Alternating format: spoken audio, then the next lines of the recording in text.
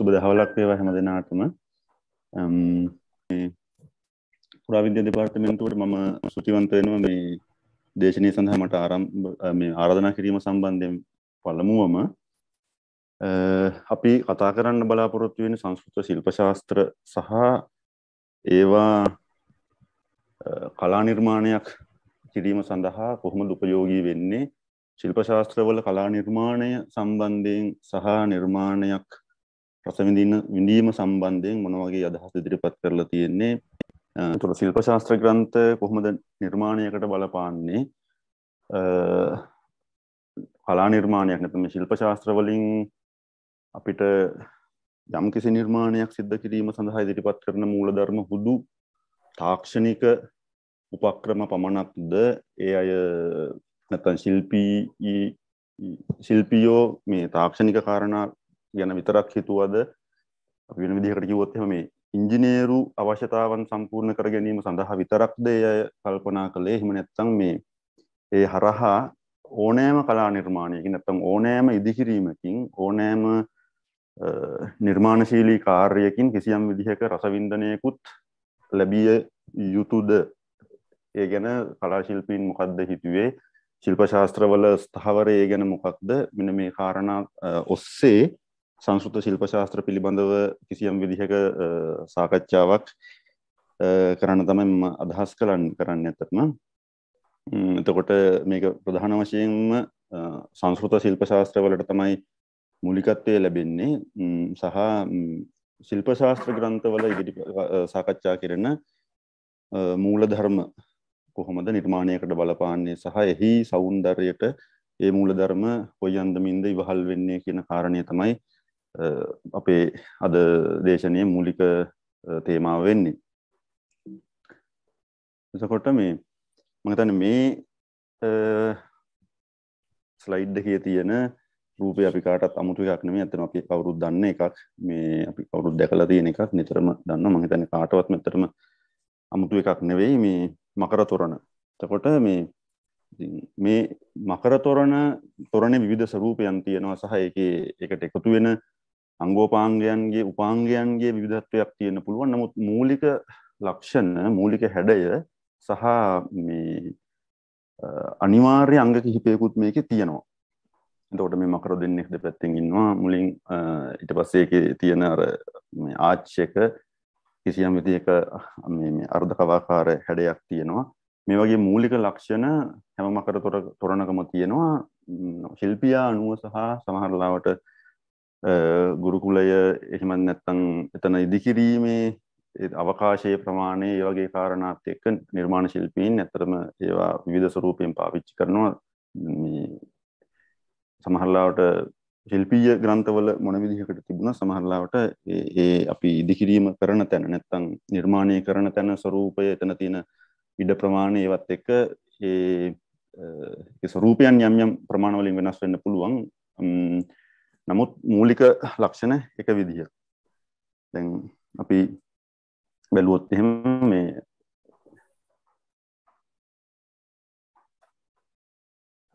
මේ විදිහේ හැඩයක් සහ මූලික ලක්ෂණ ටිකක් තමයි මකර තොරණක අපිට තියෙන්නේ. දැන් මේ මකරා කියන එක සත්වයක්, එක්තරා විදිහක සත්වයක් විදිහට තමයි අපි හඳුනගන්නේ මකරාව. දැන් මේ මකරා ගැන අපිට ඕන තරම් මේ මූලාශ්‍රයන් තියෙනවා, මකරා ගැන තොරතුරු තියෙනවා. නමුත් මකරා ගැන අපි දැකලා නැහැ, සහ මේ ඒ හම්බෙන තොරතුරුත් විවිධාකාරයි. දැන් අපි තොරතුරු වලට ගිහිල්ලා බැලුවොත් අපිට පේනවා මේ ජන කතාවල මකර ගැන කතා කරනවා. ඊට පස්සේ ආගමික විශ්වාසවලදී මකර ගැන අපිට හම්බ වෙනවා. සාහිත්‍යයේ මකරම නැතත් මකර ගැනත් හම්බ වෙනවා. සහ මකර කියන වචනේ පාවිච්චි වෙනවා වෙනත් අර්ථවලින්. මකරද්වජ, මකර කේතන වගේ තැන්වල ජනංගය සඳහා පාවිච්චි වෙලා තියෙනවා. එතන එක්තරා විදිහකින් මකර කියන වචනේ පාවිච්චි වෙන්නේ මේ මත්ස්‍ය කියන වගේ අර්ථයකින්. ඊළඟට ඔය ආභරණ ගැන එහෙම කතා කරන තැන්වල මකර කුණ්ඩල කියලා අපිට හම්බ වෙනවා. ජ්‍යොතිෂයේ මකර රාශිය තියෙනවා. මේ ජ්‍යොතිෂ බෘහත් ජාතක වගේ, බෘහත් සංහිතා වගේ කෘතිවලදී මකර ගැන කියනවා මේ උභය ජීවියෙකුගේ ස්වරූපය තියෙන සතෙක් විදිහට තමයි මකරව සැලකෙන්නේ. මේ හිස කොටස මුවෙක්ගේ ලක්ෂණ තියෙන, ඊට පස්සේ කඳ කොටස කිඹුලෙකුගේ ලක්ෂණ තියෙන මේ සත්තු දෙන්නෙක්ගේ එකතුවකින් හැදිච්ච සත්වයෙක් විදිහට තමයි ජ්‍යොතිෂයේ සාමාන්‍යයෙන් සැලකෙන්නේ. හැබැයි මේ අපි දැන් ඉස්සලා දැකපු මකර තොරණේ ඉන්න මකරා ගැන අපි තොරතුරු හොයාගෙන ගියොත් එහෙම අතරම මේ සත්වයාගේ ස්වરૂපය කොහොමද මේ සත්වයා හැදිලා තියෙන්නේ, මකරාගේ ලක්ෂණ හොයාගෙන ගියොත් අපිට ඇත්තටම නිවැරදි තොරතුරු හොයාගන්න පුළුවන් වෙන්නේ මේ ශිල්ප ශාස්ත්‍ර සාහිත්‍යය. දැන් අපිට හම්බ වෙන මේ රූපමාලා කියලා කෘතියක් තියෙනවා, ලංකාවේ ලියවිච්ච කෘතියක්. මේක සංස්කෘත භාෂාවෙන් සාමාන්‍යයෙන් සැලකෙන්නේ පොළොන්නරු යුගයේදී විතර මේ කෘතිය රචනා වෙන්න ඇති කියලා. ක්‍රිස්තු වර්ෂ 11 වෙනි සතවර්ෂයෙන් පසුව මේ කෘතිය රචනා වුණා කියලා තමයි සාමාන්‍යයෙන් සැලකෙන්නේ. දැන් මේකෙදී අපිට හම්බ වෙන ශ්ලෝකය ගජේන්ද්‍ර හස්තං කෘතපාද සිංහං වරාහ කර්ණං ශ්‍රදිමත් සිදේහං කරාල දන්තං හනුමත් විනේත්‍රං විචිත්‍ර පත්‍රං මකරස් ස්වභාවං. දැන් මේ මකරා කියන සතා මේවට අපි කියන්නේ නැත්නම් නිරූඪ සත්වයෝ, නිරූඪ රූප, මේ එහෙම සත්වයෝ නෑ, මනක්කල්පිත සත්තු සකස් කරගත්ත. දැන් අපිට අහන්න බිහිරුණ්ඩ පක්ෂියා වගේ ඒවා නේද, ගජසිංහ වගේ, නරසිංහ, පංචනාදිගටය, මේ වගේ හම්බ වෙනවා. මේ යම් යම් ලක්ෂණ එකතු කරලා අපි හදාගත්ත රූප තමයි මේ වගේ ඒවා. ඒවට අපි කියනවා නිරූඪ රූප කියලා. ඒතකොට මේ මකර සකස් කරගෙන තියෙන්නේ මේ වගේ සත්ව, විවිධ සතුන්ගේ විවිධ කොටස් අරගෙන එක සතෙක් හදාගෙන තියෙන්නේ. දැන් මේකේ කියන විදිහට මේ ඇතාගෙන් හොඬේ අරගෙන තියෙනවා, සිංහයාගෙන් පාද අරගෙන තියෙනවා, ඌරගෙන් තමයි කන් අරගෙන තියෙන්නේ. මේ රූපේ අපිට පේනවා මේ හොඬේ තියෙනවා, ඇත් හොඬයක් තියෙනවා, සිංහ පාද තියෙනවා, ඌරගේ කන් තියෙනවා. ඊට පස්සේ මේ ඇඟ මාළුවෙක්ගේ වගේ ඇඟක් තියෙන්නේ.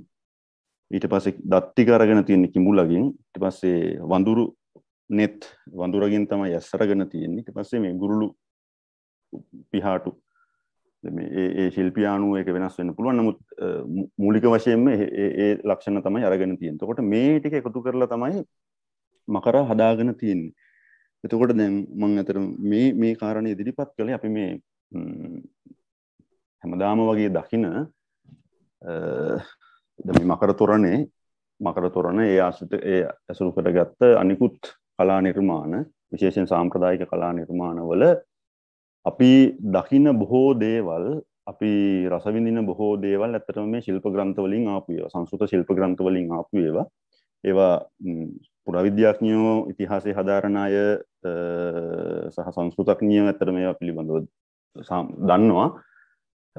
අනිත් අය වැඩි ඒ ගැන දන්නේ. නමුත් බැලුවොත් අපි මේ විහාරයකට ගිහිල්ලා බැලුවොත්, එහෙම නැත්නම් අපි ස්තූපේ දිකිරීමක් අරගෙන බැලුවොත්, එහෙමත් නැත්නම් වෙනත් සාම්ප්‍රදායික කලා නිර්මාණයක ලක්ෂණ බැලුවාම, ඒ ඉදිකිරීම් ශිල්පීය ක්‍රම දිහා බලපුවාම මූලික වශයෙන් මේවා සංස්කෘත ශිල්ප ග්‍රන්ථ වලින් තමයි ඇවිල්ලා තියෙන්නේ. සමහර ලාවට අපි බැලුවොත් පරණ ඔය පිත්තල භාණ්ඩ, අපි කියන මල් පෝච්චි, ඉලත් තට්ටු, පහන්, ඒ වගේ හදපු ඒවා වුණත් අපි අතර මේවේ ලක්ෂණ සහ මිනුම් හරියටම සලකලා බැලුවොත් සහ ශිල්ප ග්‍රන්ථයක සංසන්දනය කරලා බැලුවොත් අපිට හැම එකක්ම නැතත් බොහෝ ඒවා මේ ශිල්ප ග්‍රන්ථවලට යම් ප්‍රමාණ වලින් ශිල්ප ග්‍රන්ථවල ඉදිරිපත් වෙන මූලධර්ම වලට යම් ප්‍රමාණ වලින් සමාන වෙනවා කියලා කියන්න පුළුවන්. සමහර ලාවට ඒ මිනුම් වෙනස් වෙන්න පුළුවන්. හැබැයි පදනම නැත්තම් මේ මූලධර්මය ශිල්ප ග්‍රන්ථ වලින් තමයි ඇවිල්ලා තියෙන්නේ. ඒ නිසා මේ අපිට සංස්කෘත ශිල්ප ග්‍රන්ථවල බොහෝ සම්බන්ධයක් තියෙනවා. එතකොට දැන් අපි මේ වගේ අපි බොහෝ දෙනෙක් දන්නේ ඒවා මේ ඉන්දියානු ඓතිහාසික ස්ථාන කිහිපයක්. එකක් මේ මෙහෙන් තියෙන එක මේ කන්හිරි ගෘහ මුම්බායි වල තියෙන එකක්. මේ බෞද්ධ පැරණි බෞද්ධ සිද්ධාස්ථානයක්. මේක මේ පිහිටිගල ඇතුළට හාරලා හදලා තියෙන විහාරස්ථානයක්. මේ කණුපේලිය මේක සාමාන්‍යයෙන් අඩි 40ක් 50ක් විතර ඇතුළට පිහිටිගල හාරලා මේ කෙළවරේ චෛත්‍යයක් පිහිටි ගලෙන් මිදි කරලා තියෙන්නේ. මේ පියස්ස මේ සියල්ලම පිහිටි ගල තමයි සම්පූර්ණයෙන්ම හරලා මේක ඉදි කරලා තියෙන්නේ. ඒකේ ඉදිරිපස්සේ මේ ඇතුළේ මේ දොරටුව තියෙන තැන තමයි මේ බුද්ධ ප්‍රතිමා දෙකක් ඉදි කරලා තියෙන්නේ. එතකොට දැන් මේ තියෙන මහා මල්ලපුර මේක හින්දු සිද්ධාස්ථානයක්. මෙතනත් මේ ශිව දෙවියන් පංච පාණ්ඩවයන් ඊට පස්සේ ගංගා නදිය ආකාශ මේ අහසින් පොළොවට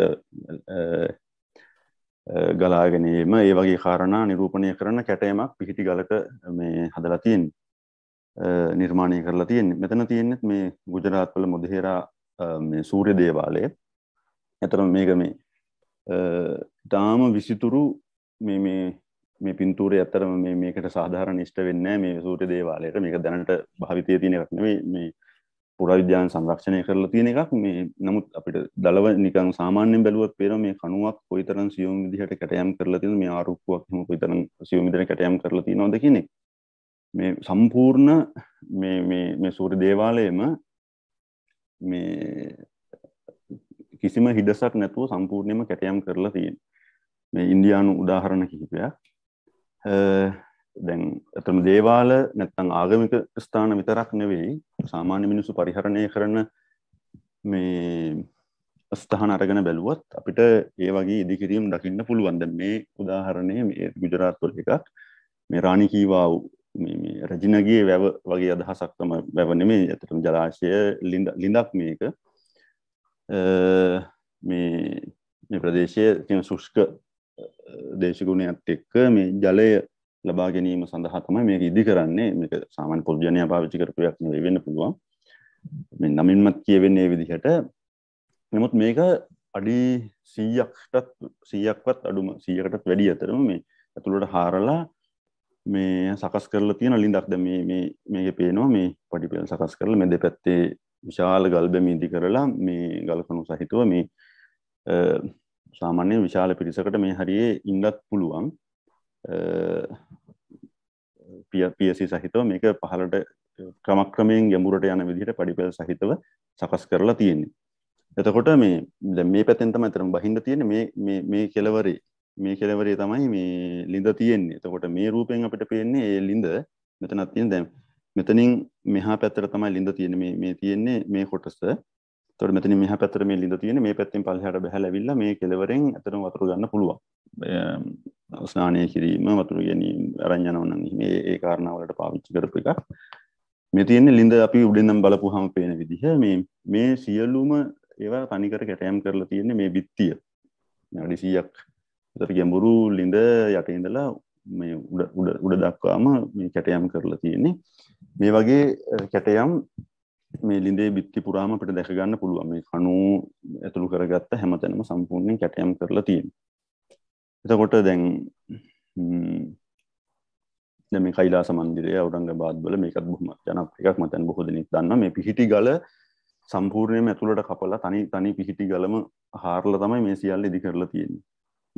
මේත් ඒකේ අනිත් පැත්තෙන් නම් ගත්ත පින්තූරයක්. මේ සාරානාථ ප්‍රතිමාව අපි කවුරුත් දන්න බොහොම ජනප්‍රිය ගුප්ත යුගයේ ඉතාම විශිෂ්ට ගණයේ නිර්මාණයක් විදිහට සැලකෙන සාරානාථ ප්‍රතිමාව ලෝකේ බිහි වුණ විශිෂ්ටම ගණයේ බුද්ධ ප්‍රතිමාවක් විදිහට සලකන්න පුළුවන් මේ සාරානාථ ප්‍රතිමාව. අජන්තා චිත්‍රයක් තමයි මෙතන මේ ඉදිරිපත් කරලා තියෙන්නේ. එතකොට බොහොම ප්‍රසිද්ධ අජන්තා චිත්‍ර අජන්තාවල තියෙනවා, එල්ලෝරාවල තියෙන ඒ වගේ තව විශාල ප්‍රමාණයක් තියෙනවා.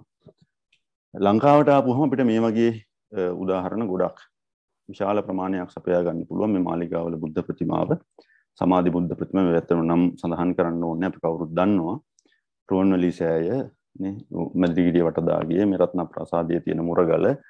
දැන් මේ වගේ ශිල්ප මේ වගේ නිර්මාණ ඇත්තරම ඉදි වෙන්නේ ශිල්පීය ග්‍රන්ථවල ඉදිරිපත් කරන මූලධර්ම අනුගමනය කරමින්. එකෙන් අදහස් වෙන්නේ මේ ඔක්කොම පොතේ තියෙන එක එහෙමම ඒ විදිහටම අනුගමනය කරා කියන එක සහ ඒ ශිල්පීය ඒ මිනුම් වලට අනුව මේ හැම එකක් විදි කරා කියන එක. නමුත් කිසියම් විදිහක තිබුණ ඉදිකිරීම පිළිබඳව නැත්නම් කලා නිර්මාණ කිරීමේ තාක්ෂණය සහ ක්‍රමවේදය පිළිබඳව ඒ තිබුණු දැනුම් පද්ධතිය තමයි අතරම මේ ශිල්ප ග්‍රන්ථවලට එන්නේ. එතකොට ඒවා තමයි මේ ශිල්ප ග්‍රන්ථවලටත් ආභාසය ලබා දෙන්නේ. මේක දෙපැත්තටම වෙනවා. ඉතින් ශිල්ප ග්‍රන්ථවලට නිර්මාණ ශිල්පීන් කරන නිර්මාණයන්ගේ ආභාසය ශිල්ප ග්‍රන්ථවලටත් එනවා. ශිල්ප ග්‍රන්ථවල තියෙන මූලධර්ම මේ කලා ශිල්ප වලටත් යනවා. එතකොට දැන් මේ ශාස්ත්‍ර අපි දැන් මේ සාහිත්‍යයට කියන්නේ අපි ශිල්ප ශාස්ත්‍ර කියලා. එතකොට ඒකේ කොටසක් තියෙනවා ශිල්ප කියලා, තව කොටසක් තියෙනවා ශාස්ත්‍ර කියලා. මම මේ සරල හැඳින්වීමක් මේ සම්බන්ධයෙන් කරන්නේ. මේ එතකොට ශාස්ත්‍ර කියන එක කිසියම් ඉගැන්වීමක් නැත්නම් දැනුම් පද්ධතියක්, සුද්ධ ලියවිල්ලක්, දැනුම සංග්‍රහ කරලා තියෙන කිසියම් ග්‍රන්ථයක් කියන අර්ථයෙන් පාවිච්චි වෙනවා. පොදුවේ ගත්තොත් මේ ඉන්ටර්නෙට් මහත්මයා වගේ අයගේ අදහස මේ කිසියම් විදිහක දැනුමක් අන්තර්ගත දැනුමක් ශාස්ත්‍ර කියන වචنين හඳුන්වන්න පුළුවන් කියලා. එතකොට ඒ වගේ ශාස්ත්‍ර ගණනාවක් සංස්කෘත සාහිත්‍ය සම්බන්ධයෙන් කතා කරනකොට අපිට හම්බ වෙනවා. එතකොට ශිල්ප කියන එකටත් අර්ථකථන කිහිපයක්ම තියෙනවා. දැන් වාචස්පත්‍ය වගේ කෘතිවලදී චිත්‍ර ආදී සියලු කලා, විසිතුරු කිරීමේ කලාව, අමරකෝෂ වගේ කෝෂ ග්‍රන්ථයක බැලුවහම ඊට පස්සේ කලා නිර්මාණ සඳහා උපදෙස් ලබා දෙන ශාස්ත්‍ර, බාහිර කලා 64යි, අභ්‍යන්තර කලා 64යි. ඔය වගේ ශිල්ප කියන වචනයට දීපු අර්ථකථන ගණනාවක් තියෙනවා. දැන් මේ ටික ඔක්කොම මම කිව්වේ දැන් ශිල්ප ශාස්ත්‍ර සාහිත්‍යය කියලා කිව්වහම ඒක එතෙන්දී ශිල්ප කියලා කියන්නේ විශේෂ අර්ථයකින් මේ හැම එකක්මත් යම් කිසි ප්‍රමාණයකින් සම්බන්ධයි. හැබැයි ශිල්ප ශාස්ත්‍ර සාහිත්‍ය කියලා කිව්වහම විශේෂයෙන් මේකේ සැලකිල්ලට භාජනය වෙන්නේ ශිල්ප ශාස්ත්‍ර කරුවෝ සාකච්ඡා කරලා තියෙන වාස්තු විද්‍යාව සම්බන්ධ මූලධර්ම, ප්‍රතිමා කලාව සම්බන්ධ මූලධර්ම සහ චිත්‍ර කලාව සම්බන්ධ මූලධර්ම.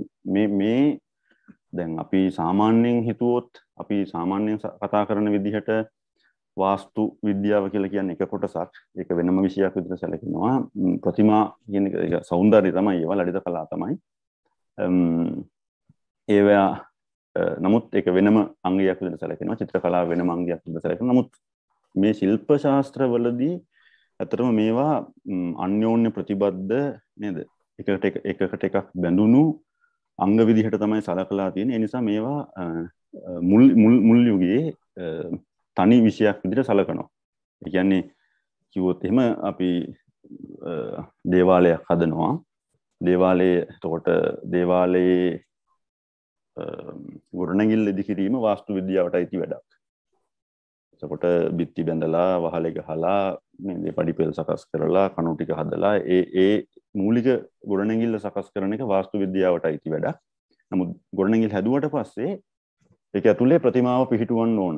දේව ප්‍රතිමාව පිහිටුවන්න ඕන, විහාරයක් නම් බුද්ධ ප්‍රතිමාව පිහිටුවන්න ඕන. එතකොට ඒක ප්‍රතිමා කලාව. ඊට පස්සේ ඒකේ බිත්ති ටික පින්තාරු කරන්න ඕන, චිත්‍ර අඳින්න ඕන, සිවිලිමේ චිත්‍ර අඳින්න ඕන. එතකොට ඒක චිත්‍ර කලාව. හැබැයි දැන් බැලුමට මේක වෙනම අංග වගේ තමයි අපිට පේන්නේ. හැබැයි මේ දැන් දේවාලයක් ඉදි කරනකොට ওই ටික ඔක්කොම පිළිවෙලින් සිද්ධ වෙනවා. ඒ නිසා මේ ශිල්ප ශාස්ත්‍ර කරුවෝ අතරම මේවා එකකට එකක් සම්බන්ධ අංග හැටියට, විෂයන් හැටියට තමයි සැලකුවේ. ඒ නිසා ශිල්ප ශාස්ත්‍ර සාහිත්‍ය මේවා පොදුවේ සාකච්ඡා වෙනවා. හැබැයි ටිකක් පස්සේ කාලයක වෙනකොට අපිට හම්බ වෙනවා මේ වාස්තු විද්‍යාව ගැන රචනා වුණ කෘති වෙනම හම්බ වෙනවා. ප්‍රතිමා කලාව ගැන ලියවිච්ච ඒවා වෙනම හම්බ වෙනවා. චිත්‍ර කලාව ගැන ලියවිච්ච ඒවාත් වෙනම හම්බ වෙනවා. නමුත් එහෙම විෂයන් වෙන් වෙලා ගිහිල්ලා තියෙද්දිත්, ඒ කියන්නේ ඒ විෂයන් වලට මේ වෙන වෙනම කලාවන්ට වෙන වෙනම කෘති රචනා වෙන යුගයේදී වුණත් එහෙම වෙද්දිත් මේ ඔක්කොම එකම කෘතියෙදිත් අපිට හම්බ වෙනවා. ඒ නිසා මේවා එකකට එකක් වෙනස්ම කියලා අපිට ඉරක් ගහලා වෙන් කරන්න බෑ. මේ ශිල්ප ශාස්ත්‍ර වලට අනුව මේවා එකිනෙකට සම්බන්ධ විෂයන් විදිහට තමයි සැලකෙන්නේ. එතකොට මේ කාරණේ තමයි අපි කතා කරන්නේ සංස්කෘත සාහිත්‍යයේ. මම සංස්කෘත ශිල්ප ශාස්ත්‍ර ගැන කතා කරන නිසා මම මෙදාලා අදහසක් දෙන්න මේක හැදුවේ. මේ ස්ලයිඩ් එක ඉදිරිපත් කරන්නේ. එතකොට සංස්කෘත සාහිත්‍ය කියලා කිව්වම කාව්‍ය, ආගමික, දාර්ශනික සාහිත්‍යයක්.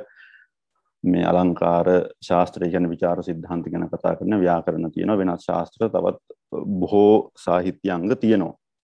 එතකොට ශාස්ත්‍ර කියන කොටස ගත්තම අපිට ආයුර්වේදයේ, ජ්‍යොතිෂ, අර්ථ ශාස්ත්‍ර, නීති ශාස්ත්‍ර ඔය වගේ ශාස්ත්‍ර ගණනාවක් තියෙනවා. ඒක යටතට තමයි ශිල්ප ශාස්ත්‍ර කියන එක වැටෙන්නේ. ශිල්ප ශාස්ත්‍ර කියන එක ඇතුලේ තමයි මේ වාස්තු විද්‍යාව නැත්නම් වාස්තු ශිල්පය, ප්‍රතිමා ශිල්පය, චිත්‍ර ශිල්පය මේ ආදී සියල්ලම සාකච්ඡා වෙන්නේ.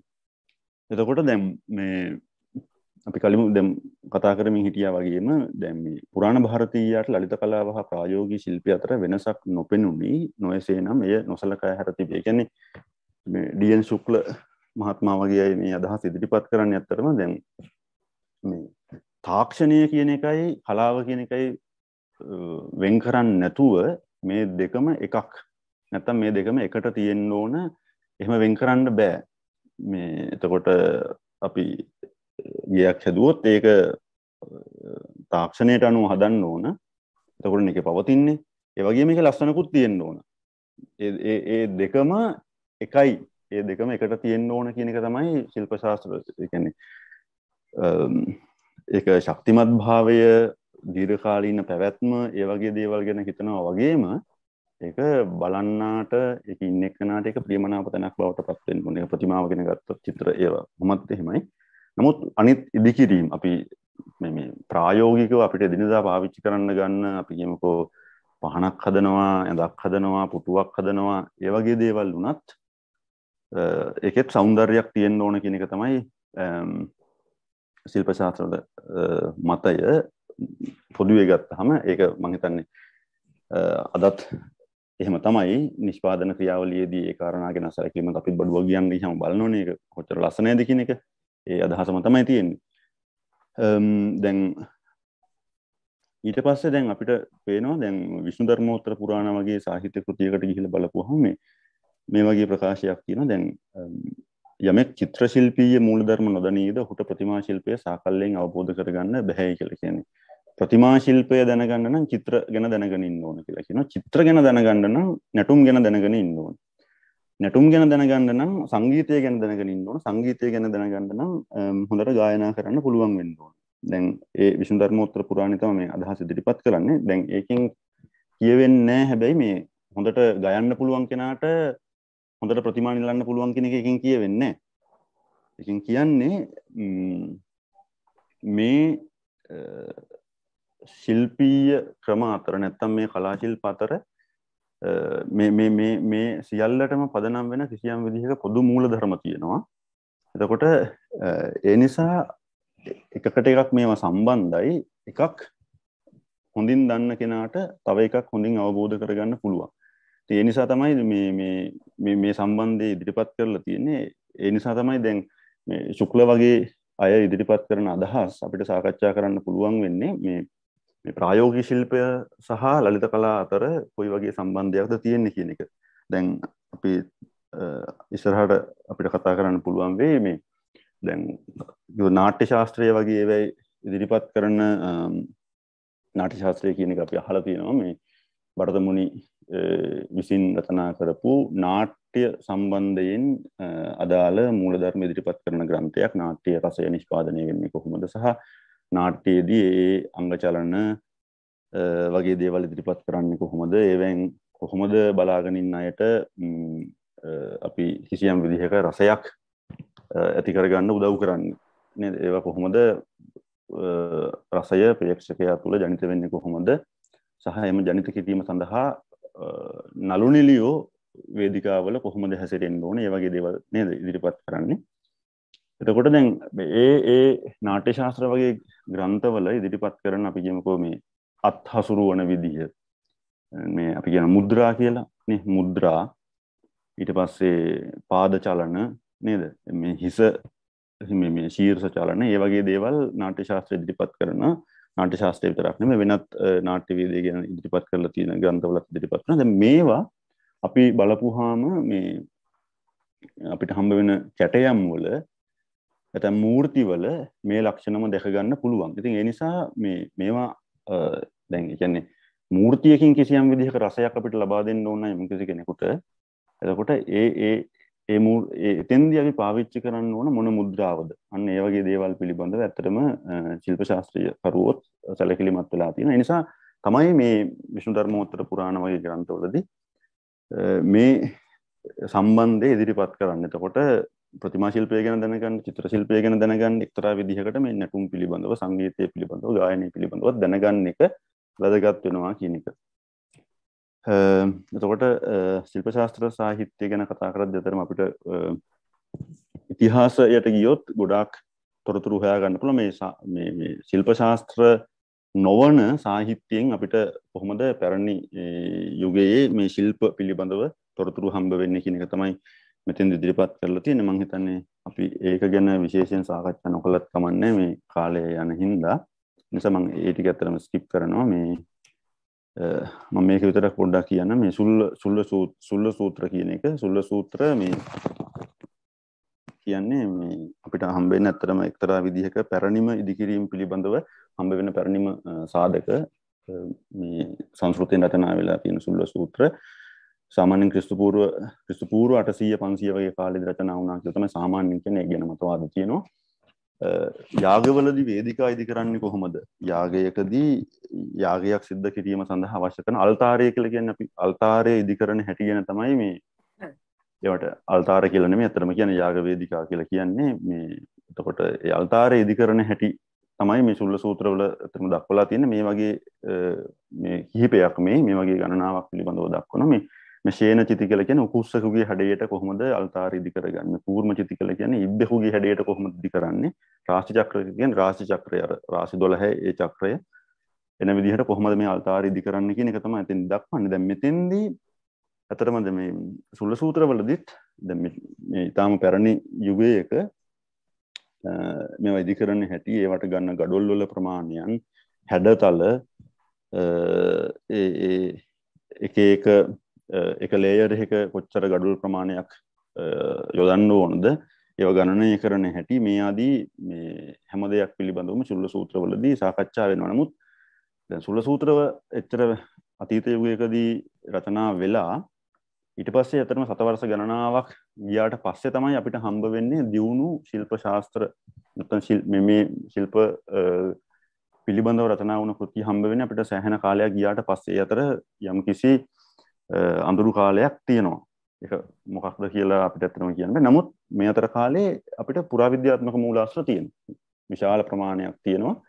සාහිත්‍ය මූලාශ්‍ර නැති වුණාට ඉතින් ඒකෙන් අපිට පේනවා දැන් සුල්ල සූත්‍ර රචනා වෙලා මේ වගේ ඉදිකිරීම පිළිබඳව විස්තර කරලා තියෙනවා. ඊට පස්සේ ඇත්තටම අපිට ශිල්ප ග්‍රන්ථ හම්බ වෙන්නේ ශිල්ප ශාස්ත්‍ර ග්‍රන්ථ හම්බ වෙන්නේ සාමාන්‍යයෙන් ක්‍රිස්තු වර්ෂ 10 වෙනි සතවර්ෂයේ ඉඳලා වගේ. එතකොට සෑහෙන විශාල කාලයක ඉඳසක් තියෙනවා. හැබැයි පුරාවිද්‍යාත්මක මූලාශ්‍ර අපිට හම්බ වෙනවා සහ අපිට හම්බ වෙන ශිල්ප ග්‍රන්ථ ඉතාම දියුණු උසස් ශිල්පීය මූලධර්ම ඉදිරිපත් කරන ග්‍රන්ථ තමයි අපිට හම්බ වෙන්නේ. මහල් ප්‍රාසාද ඉදිකිරීම වගේ දේවල් පිළිබඳව සාකච්ඡා කරන තාම සුවිශාල ජලාශ ඉදිකිරීම පිළිබඳව සාකච්ඡා කරන විශාල නගර නිර්මාණය පිළිබඳව සාකච්ඡා කරන ග්‍රන්ථ තමයි හම්බ වෙන්නේ. ඒකෙන් අපිට පේනවා මේ සාහිත්‍ය මූලාශ්‍ර නැති වුණත් මේ කාලයත් එක්ක මේ ශිල්පීය ක්‍රමය ඊටාම ශීඝ්‍රයෙන් හොඳින් දියුණු වෙලා ආවා කියන එක. එතකොට මේ ශිල්ප ශාස්ත්‍ර සාහිත්‍ය කියලා කිව්වම ඒක ඇත්තටම විශාල සාහිත්‍යයක්. කෘති විශාල ප්‍රමාණයක් හම්බ වෙනවා. මේ මානසාර කියන කෘතිය මම හිතන්නේ අපි කවුරුත් බොහෝ දෙනෙක් දන්නේවා ශිල්ප ශාස්ත්‍ර ගැන උනන්දුවක් තියෙන පුරාවිද්‍යාව ඉතිහාසය ආදී විෂයන් පිළිබඳ විෂයන් හදාරපු අය කවුරුත් දන්න එකක් මේ මානසාර කියන එක මේ ශිල්ප ශාස්ත්‍ර සාහිත්‍යයේ තියෙන වැදගත්ම කෘතියක්. මය මත කියන එකත් ඒ වගේ.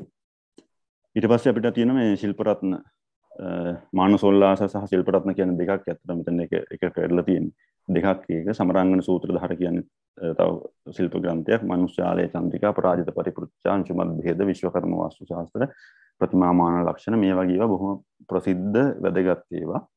දැන් මෙතන මම කොළපාටින් ඇත්තටම දක්වලා තියෙන මේ ලංකාවේ ලියවිච්ච කෘති ශිල්ප ග්‍රන්ථ මංජුශ්‍රී භාෂිත වාස්තු විද්‍යා ශාස්ත්‍රය හා මංජුශ්‍රී භාෂිත චිත්‍රකර්ම ශාස්ත්‍ර මේ දෙක තනි කෘතියක්. නමුත් ප්‍රධාන කාරණා දෙකක් පිළිබඳව තමයි කතා කරන්නේ. හින්දා ඒක කොටස් දෙකක් හැටියට සැලකිලා තියෙන්නේ. බිම්බමාන හේවස් චාරිපුත්‍රය එතකොට මේ මංජුශ්‍රී භාෂිත වාස්තු විද්‍යා ශාස්ත්‍රයේ අතරම ආරාම නිර්මාණය සහ ස්තූප නිර්මාණය ගැන කතා කරනවා. චිත්‍රකර්ම ශාස්ත්‍රයේ ප්‍රතිමා නිර්මාණය ගැන කතා කරනවා. ඊට පස්සේ බිම්බමාන හේවා ශාරිපුත්‍ර ප්‍රතිමා නිර්මාණය මේ වෛජයන්ත තන්ත්‍රය කියන එක ඇත්තටම අර අපි මුලින් කිව්වා වගේ ඔය ප්‍රායෝගික නැත්තම් මේ දෛනික ප්‍රයෝජනයක් තියෙන දිනදා ප්‍රයෝජනයක් තියෙන දේවල් හදාගන්න ගෙදරක අවශ්‍ය කරන ගෘහ භාණ්ඩ වගේ දේවල් සකස් කරගන්න ආකාරය පිළිබඳ ඒවට අදාළ ශිල්පීය ක්‍රමවේද තමයි මේ වෛජයන්ත තන්ත්‍රය කතා කරන්නේ. ඊට අමතරව ප්‍රතිමා නිර්මාණය වගේ මාතෘකාත් කතා කරනවා. රූපාවලිය කියන එක ඇත්තටම මේ අපි කියන රූප බෙහෙද නැත්තම් මේ ප්‍රතිමාවල බාහිර ලක්ෂණ පිළිබඳව තමයි රූපාවලිය කතා කරන්නේ. අර මූලධර්ම ගැන කතා කරන්නේ. නමුත් මේ ඔක්කොම ලංකාවේ ලියවිච්ච කෘති මේ හතරම තව ඊට අමතරව තියෙන ආලේඛ ලක්ෂණ කියලා මේ චිත්‍ර ඇඳීම පිළිබඳව සාකච්ඡා කරන කෘතියකුත් ලංකාවේ ලියවිච්ච ඒවා. එතකොට මේ නිකන් දල අදහසක් ගන්න තමයි මේ කාරණේ ඉදිරිපත් කරන්නේ. මෙතන මේ ශිල්ප ශාස්ත්‍ර සාහිත්‍යයේ ලක්ෂණ. එතකොට ඒක සංස්කෘත ශිල්ප ශාස්ත්‍ර කිව්වහම සංස්කෘතයෙන් තමයි රචනා වෙලා තියෙන්නේ. දැන් ශිල්ප ශාස්ත්‍ර කියලා කිව්වහම ඒවා සංස්කෘතයෙන්ම විතරක් නෙවෙයි වෙනත් භාෂාවලින්ම රචනා වෙලා තියෙනවා. මේ දැන් සිංහලෙන් රචනා වෙච්ච ඒවාත් තියෙනවා. දැන් ගෙබිම් ශාස්ත්‍රය දැන් මයි මතය කියලා කෘතියකුත් තියෙනවා.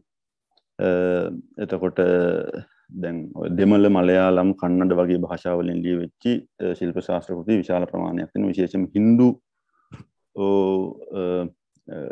දේවාල ඉදිකිරීම පිළිබඳව ප්‍රතිමා නිර්මාණය පිළිබඳව ඒ වගේ කාරණා පිළිබඳව ලියවුණු කෘති විශාල ප්‍රමාණයක් තියෙනවා වෙනත් භාෂාවලින්. නමුත් මේ හැම එකකටම ආభాෂය අතරම ලැබිලා තියෙන්නේ මේ සංස්කෘත ග්‍රන්ථ වලින්. ලංකාවේ ලියවෙච්ච කෘති ඔක්කොම සංස්කෘත භාෂාවෙන් රචනා වෙලා තියෙන්නේ. එතකොට ඒකෙන් තමයි සංස්කෘත ශිල්ප ශාස්ත්‍ර වලින් තමයි අනිත් ඒවාටත් ඒ ආభాෂය ලැබිලා තියෙන්නේ. එතකොට මේකේ වැදගත් කාරණය තමයි මේ හැම කෘතියක්ම රචනා වෙලා තියෙන්නේ පද්‍යයෙන්. මේ තාක්ෂණික ග්‍රන්ථ අපි ශිල්ප ශාස්ත්‍ර කියලා කියන්නේ එක්තරා විදිහකට ගත්තොත් කලාව පිළිබඳ ලියවුණු ග්‍රන්ථ. තව විදිහකට ගත්තොත් ඇත්තටම මේවා තාක්ෂණික කාරණා පිළිබඳව කලාවක් තියෙනවා තමයි. බැයි තාක්ෂණික කාරණා පිළිබඳව තමයි සාකච්ඡා කරන්නේ. මේ හැම එකක්ම පද්‍යයෙන් තමයි රචනා වෙලා තියෙන්නේ. එතකොට අපි කියමු ප්‍රතිමාවක මිනුම් ගන්න හැටි. ඒවත් පද්‍යයෙන් තමයි ඉදිරිපත් කරන්නේ. ගියක් හදනකොට මිනුම් ගන්න හැටි. ලිඳක් කනිනකොට ඒකට අවශ්‍ය කරන ශිල්පීය ක්‍රමවේද. මේ මාලිගාවක් ඉදි කරනකොට කැටයමක් කපනකොට මේ වගේ හැම මේ ඉදිකිරීම සහ කලා නිර්මාණ හැම එකකටම අදාළ උපදේශ පද්‍යයෙන් තමයි ඉදිරිපත් කරලා තියෙන්නේ. ඊට පස්සේ ඊටාම සංක්ෂිප්ත රචනා ශෛලියක් අනුගමනය කරලා තියෙන. ඒකෙන් කියන්නේ මේ අර අපි කියන සංස්කෘතයේ තියෙන මේ සූත්‍ර ශෛලිය වගේ. කියන්නේ මේ අත්‍යවශ්‍යම කාරණේ විතරයි ඉදිරිපත් කරන්නේ. එතකොට එක්තරා විදිහකට ශිල්පියාට ප්‍රායෝගික අත්දැකීමක් තියෙන්න ඕන මේ පොත පාවිච්චි කරන්නේ කොහොමද කියලා. දැන් අපි කියමුකෝ පොතක් හොයාගත්ත පමණින් මේ වැඩේ කරන්න පුළුවන්ද? එහෙම කරන්න බෑ. එතකොට දැන් කියන්නේ පොතේ සිද්ධාන්ත තියෙනවා, මූලධර්ම තියෙනවා. හොඳ ප්‍රතිභාවක් තියෙන කෙනෙකුට සමහරට මේ වැඩේ කරන්න පුළුවන් වෙයි. නමුත් පොතක් අපිට තිබුණ පමණින් මේ වැඩේ කරන්න බෑ. ඉතින් එතකොට මේ අත්‍යවශ්‍යම උපදෙස් ටික, මිනුම් ටික, මූලධර්ම ටික මේ කෘතියේ ඉදිරිපත් කරනවා. තාම සංක්ෂිප්ත විදිහට. නමුත් ශිල්පියාට හොඳ අත්දැකීම් තියෙන පළපුරුදු ශිල්පියාට පුළුවන් ඒක පාවිච්චි කරලා ඒ තැනට ගැලපෙන විදිහට අවශ්‍යතාවට අනුව ඒ Tamanගේ ඉදිකිරීම සුදුසු පරිදි සිද්ධ කරන්න. එතකොට මේක එක්තරා මේ ශිල්ප ග්‍රන්ථ කියලා කියන්නේ ඇත්තටම ඒ විෂය ඉගෙන ගන්න කෙනෙකුට උපදෙස් දෙන ග්‍රන්ථයක් නෙවෙයි. ග්‍රන්ථ නෙවෙයි ඇත්තටම. මේ ශිල්ප ග්‍රන්ථ කියලා කියන්නේ විෂය දන්න කෙනාට ඒ වැඩේ හරියට කරන්න ගයිඩ්ලයින් එකක් දෙන කෘති. එතකොට ඒක ළඟ තියාගෙන මේ තමන් ඉදිකිරීම කරගෙන යන ඒක අර අපි කියන්නේ යන්න ඕන මූලික සිද්ධාන්ත ටික දීලා තියෙනවා. ඒක පාවිච්චි කරලා එයාට පුළුවන් එතකොට තමන්ට උවමනා පරිදි තවත් ලස්සන වෙන විදිහට හරි ශක්තිමත් වෙන විදිහට හරි නේද? ඒ තමන්ට ඕන විදිහට ඒක අඩු වැඩි වශයෙන් වෙනස් කරලා ඒ තමන්ගේ වාස්තුව ඉදි කරන්න පුළුවන්. ඒ නිර්මාණය කරන්න පුළුවන්. එහෙනම් මේක අර ගයිඩ්ලයින් විදිහට තමයි මේ ශිල්ප ශාස්ත්‍ර සාහිත්‍ය අතරම රචනා වෙලා තියෙන්නේ. එතකොට සෛද්ධාන්තිකරණ වලට තමයි මුල් තැන දෙන්නේ. තාක්ෂණයේ සෞන්දර්යවාදය එක්තෙන් කරනවා. ඒ වගේ අපිට ඉස්සරහට කතා කරන්න පුළුවන්. ඊට පස්සේ මේ තව මේකේ අර නිතරම මිනුම් ගැන කතා කරන හින්දා මේ කෘතිවලදී මම මේක සඳහන් කරන්න ඕන මේ සංඛ්‍යා දැන් අපිට මිනුම් ගැන කියද්දි සංඛ්‍යා අතාරින්න බෑනේ නේද? එතකොට සංඛ්‍යා අනිවාර්යයෙන්ම ඕනනේ මේ මිනුමක් කියන්න, මිම්ම කියන්න. එතකොට සංඛ්‍යා නාම වගේම මේ අපි කියනකෝ උස එහෙනම් රියන් 5ක් තියෙන්න ඕන කියලා කියනවා. ඒකට 5 කියන එක සංඛ්‍යා නාමයක්නේ. ඒ සංඛ්‍යා නාම පාවිච්චි කරනවා වගේ ඊට අමතරව මේ භූත සංඛ්‍යා ක්‍රමයක්, විශේෂ සංඛ්‍යා ක්‍රමයක් පාවිච්චි කරනවා. එතකොට මේ එතෙන්දී හරියටම ගාන කීයද කියලා කියන්නේ නැහැ. ඒ කියන්නේ ගාන ඒ සංඛ්‍යා නාමයේ සංඛ්‍යාවාචී පදේ පාවිච්චි කරන්නේ. ඒ සංඛ්‍යාව හැඟවෙන විදිහට වෙනත් නාම පද තමයි පාවිච්චි කරන්නේ. දැන් උදාහරණයක් විදිහට කිව්වොත් එහෙම චන්ද්‍ර කියලා කිව්වොත් එහෙම එකෙන් හඟවන්නේ එකයි කියන එක. ඒ කියන්නේ හඳවල් එකයිනේ අපිට තියෙන්නේ. ඒ හින්දා චන්ද්‍ර කියන එක සඳහා පාවිච්චි කරනවා.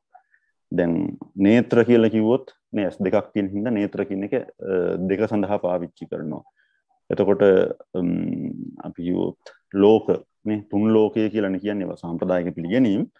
නමුත් ඒ තියෙන පිළිගැනීම් අරගෙන තමයි ඒවෙන් යම් සංඛ්‍යා හඟවලා තියෙන්නේ. එතකොට ලෝක කියලා කිව්වොත් ඒකෙන් තුන හඟවනවා. නේ සතර මහා සාගරය කියලා අපි කියනවා. එතකොට සාගරය කියලා කිව්වොත් ඒකෙන් හතර හඟවනවා. අන්න ඒ වගේ සංඛ්‍යා ක්‍රමයකුත් පාවිච්චි කරලා තියෙනවා මේ ශිල්ප ශාස්ත්‍ර සාහිත්‍යයේ. ඊට තවත් අපිට අතරම ගැඹුරට සාකච්ඡා කරන්න පුළුවන් මේ ශිල්ප ශාස්ත්‍ර සාහිත්‍යයේ ලක්ෂණ මොනවද කියලා. නමුත් සාමාන්‍ය අවබෝධයක් සඳහා මම හිතන්නේ මේ කාරණා වැදගත් වෙනවා. එතකොට පොදුවේ මේ ශිල්ප ශාස්ත්‍ර වල සාකච්ඡා කරන නැත්නම් මේකේ ශිල්ප ශාස්ත්‍ර වල පදනම තමයි මේ වාස්තු පුරුෂ නැත්නම් වාස්තු බ්‍රහ්ම කියන සංකල්පය.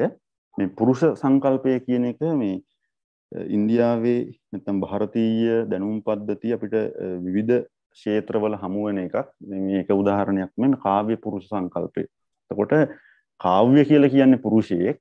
අපි කියමුකෝ මිනිසියෙක් කියලා. කාව්‍ය කියලා කියන්නේ මිනිසියෙක්, පුරුෂයෙක්. එතකොට පුරුෂයා ಭಾರತೀය දර්ශන සම්ප්‍රදාය ඇතුලේ පිළිගැනීම තියෙන්නේ පුරුෂයා ශරීරයක් තියෙනවා, ආත්මයක් තියෙනවා. මේ දෙක එකතු වුනහම තමයි පුරුෂයා සම්පූර්ණ වෙන්නේ. ශරීරයයි ආත්මයයි දෙක එකතු වුනහම ඒ වගේ කාව්‍යයටත් ශරීරයක් තියෙනවා, ආත්මයක් තියෙනවා. එතකොට කාව්‍ය ශරීරය කියලා කියන්නේ ශබ්ද සහ අර්ථ නේ. අපි යමක් කියන්න අපි මොකක් කවියක් කියලා කවිය කියන්න පාවිච්චි කරන ශබ්දයි ඒ කවියේ කියවෙන අර්ථයයි දෙක තමයි ශරීරය කියලා කියන්නේ. ඒ කවිය ඇහුවට පස්සේ කියෙව්වට පස්සේ අපිට දැනෙන කිසියම් විදිහක ආස්වාදයක් තියෙන වින්දනයක් තියෙනවා. ඒක තමයි ආත්ම කියලා කියන කවියේ ආත්මය. ඒ දෙක එකතු වුණාට පස්සේ තමයි කාව්‍ය පුරුෂ කියන එක හැදෙන්නේ. මේ කාව්‍ය පුරුෂයා හැදෙන්නේ. එතකොට ඒ වගේ මේ වාස්තු පුරුෂ මේ වාස්තු පුරුෂ කියන සංකල්ප ඉදිරිපත් වෙලා තිනවා. වාස්තුවත් එක්තරා විදිහක පුරුෂයෙක්, මිනිසියෙක්. එතකොට ඒ හින්දා වාස්තුව කියන එකෙන් අදහස් කරේ අතරම ඉදි කරන හැම දෙයක්ම.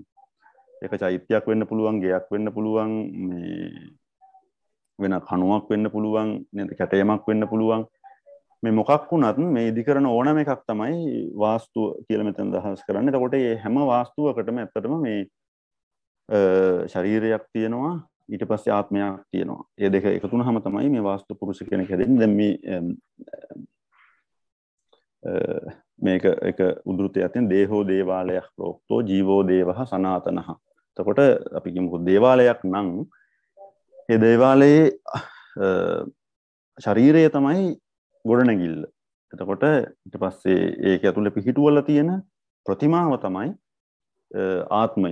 කියන්නේ ගොඩනැගිල්ල විතරක් තිබ්බට වැඩක් නැහැ. ඒක ඒතකොට නිකන් හිස් ගොඩනැගිල්ලක් විතරයි. ඒක කිසිම ප්‍රයෝජනයක් නැහැ. ආගමික වශයෙන් කිසිම වටිනාකමක් නැහැ. ඒක හැබැයි ඒක හරියට අර මලමිනිය වගේ. එතකොට නේ ශරීරය විතරක් තිබ්බොත් ඒ පුරුෂයා මලමිනියක් වගේ. ඒකට ආත්මය සම්බන්ධ වුණාම ඒක ජීවි පුරුෂයෙක් වටපත් වෙන්නේ. එතකොට තමයි ඒ පුරුෂයා සම්පූර්ණ වෙන්නේ. දැන් දේවාලය කියන එක ගත්තාම දේවාලය නැත්නම් හිස් ගොඩනැගිල්ල අජීවී පුරුෂයෙක් වගේ. එතකොට ඒකේ ප්‍රතිස්ථාපනය කරපු පිහිටුවපු දෙවියා නැත්නම් මේ දෙවියා කියනින් අදහස් කරන ප්‍රතිමාව, දේව ප්‍රතිමාව තමයි ජීවය වෙන්නේ. එතකොට මේ දෙක එකතු වුනහම තමයි මේ වාස්තු පුරුෂයා සම්පූර්ණ වෙන්නේ. එතකොට දැන් මේ අදහසින් මේ පදනමින් තමයි මේ ශිල්පීය මූලධර්ම ඉදිරිපත් කරන්නේ. දැන් මූල ධර්ම වලට අපි ගියොත් එහෙම අපිට අතර මේ වගේ මේ පොදු කාරණා කිහිපයක් වාස්තු ශිල්පය ඊට පස්සේ ප්‍රතිමා කලාව සහ චිත්‍ර ශිල්පය කියන මේ හැම එකකටම පොදුවේ වැදගත් වෙන අංග කිහිපයක් ශිල්පීය මූලධර්ම විදිහට හඳුනා ගන්න පුළුවන්. මේක මේ යශෝදරගේ ජයමංගල ටීකාවේ තමයි ඉදිරිපත් වෙන්නේ. යශෝදරගේ ජයමංගල ටීකාව කියලා කියන්නේ වාත්සායනගේ කාමසූත්‍රයට රචනා වුණ ටීකාව. එතකොට දැන් කාමසූත්‍රයේ මුල්ම හරියේ ඇත්තටම ඉදිරිපත් කරන මේ අර සූසට කලා නේද? කලා 64ක් 64 කලාව ඉදිරිපත් කරනවා. ඊට පස්සේ ඒ 64 කලාව පිළිබඳව වාත්සායන ඉදිරිපත් කරන අදහස් තවදුරටත් විග්‍රහ කරනකොට තමයි මේ ජයමංගල ටීකාවේ යශෝදර මේ කාරණා පිළිබඳව සාකච්ඡා කරන්නේ මේ. එතකොට මේ ශිල්පීය මූලධර්ම හැට රූප බෙහෙද ප්‍රමාණ භාව ලාවන්‍ය යෝජන සාදෘශ්‍යය වර්ණිකා භංග මෙන්න මේ වගේ ඒවා වැදගත් වෙනවා කියලා කතා කරනවා. මේවා ෂඩංග නැත්නම් අංග 6ක්. මේ කිසියම් විදිහක නිර්මාණයක තියෙන්න ඕන අංග 6ක් විදිහට තමයි ඉදිරිපත් කරලා තියෙන්නේ. එතකොට මේ රූපයක තියෙන ආකෘතික විවිධත්වය, මේ අනන්‍ය ලක්ෂණ, ඒ ප්‍රතිමාව නම් ඒක ප්‍රතිමාවක් වෙන්නේ මොනවා තිබ්බහමද? මොන අංග එකතු වුනහමද ඒක ප්‍රතිමාවක්? අපි බුද්ධ ප්‍රතිමාව නම් බුද්ධ ප්‍රතිමාවක් වෙන්න මොනවද තියෙන්න ඕන? දේව ප්‍රතිමාවක් නම් ශිව දේව ප්‍රතිමාවක් නම් ශිව දේව ප්‍රතිමාවක අනන්‍ය ලක්ෂණ මොනවද? මෙන්න මේ වගේ දේවල් තමයි රූප භේද යටතේ කතා කරන්නේ. ඊට පස්සේ ප්‍රමාණ කියලා කියන්නේ ඇත්තටම සමානුපාතික ලක්ෂණ මිනුම් නේද? එතකොට මිනුම් දෙම කිහිපයකටම අරගෙන තියෙනවා. අපි ඉස්සරහට ඒවා හම්බුනා මේ සමානුපාතික ක්‍රමයකට මිනුම් ගත්ත ක්‍රමයකුත් තියෙනවා. ඊට අමතරව අර අපි කියන සම්මත මිනුම් ඒකකත් පාවිච්චි කරලා තියෙනවා. නමුත් වැඩිපුර ශිල්ප ග්‍රන්ථවල තියෙන සමානුපාතික ලක්ෂණ. ඊට පස්සේ භාව කියලා කියන්නේ මේ රසය. රසය කියන්නේ රසය නිෂ්පාදනය වෙන්න නැත්නම් අපි යම් කිසි කලා නිර්මාණයක් සිද්ධ කළාට පස්සේ ඒකෙන් කිසියම් විදිහක ආස්වාදයක් ලැබෙන්නේ කොහොමද? ඒ ආස්වාදය ලැබෙන විදිහට නිර්මාණය සිද්ධ කරන්නේ කොහොමද කියන කාරණා තමයි මෙතෙන්දී භාව යටතේ සාකච්ඡා කරන ලාවන්‍ය යෝජන කියලා කියන්නේ.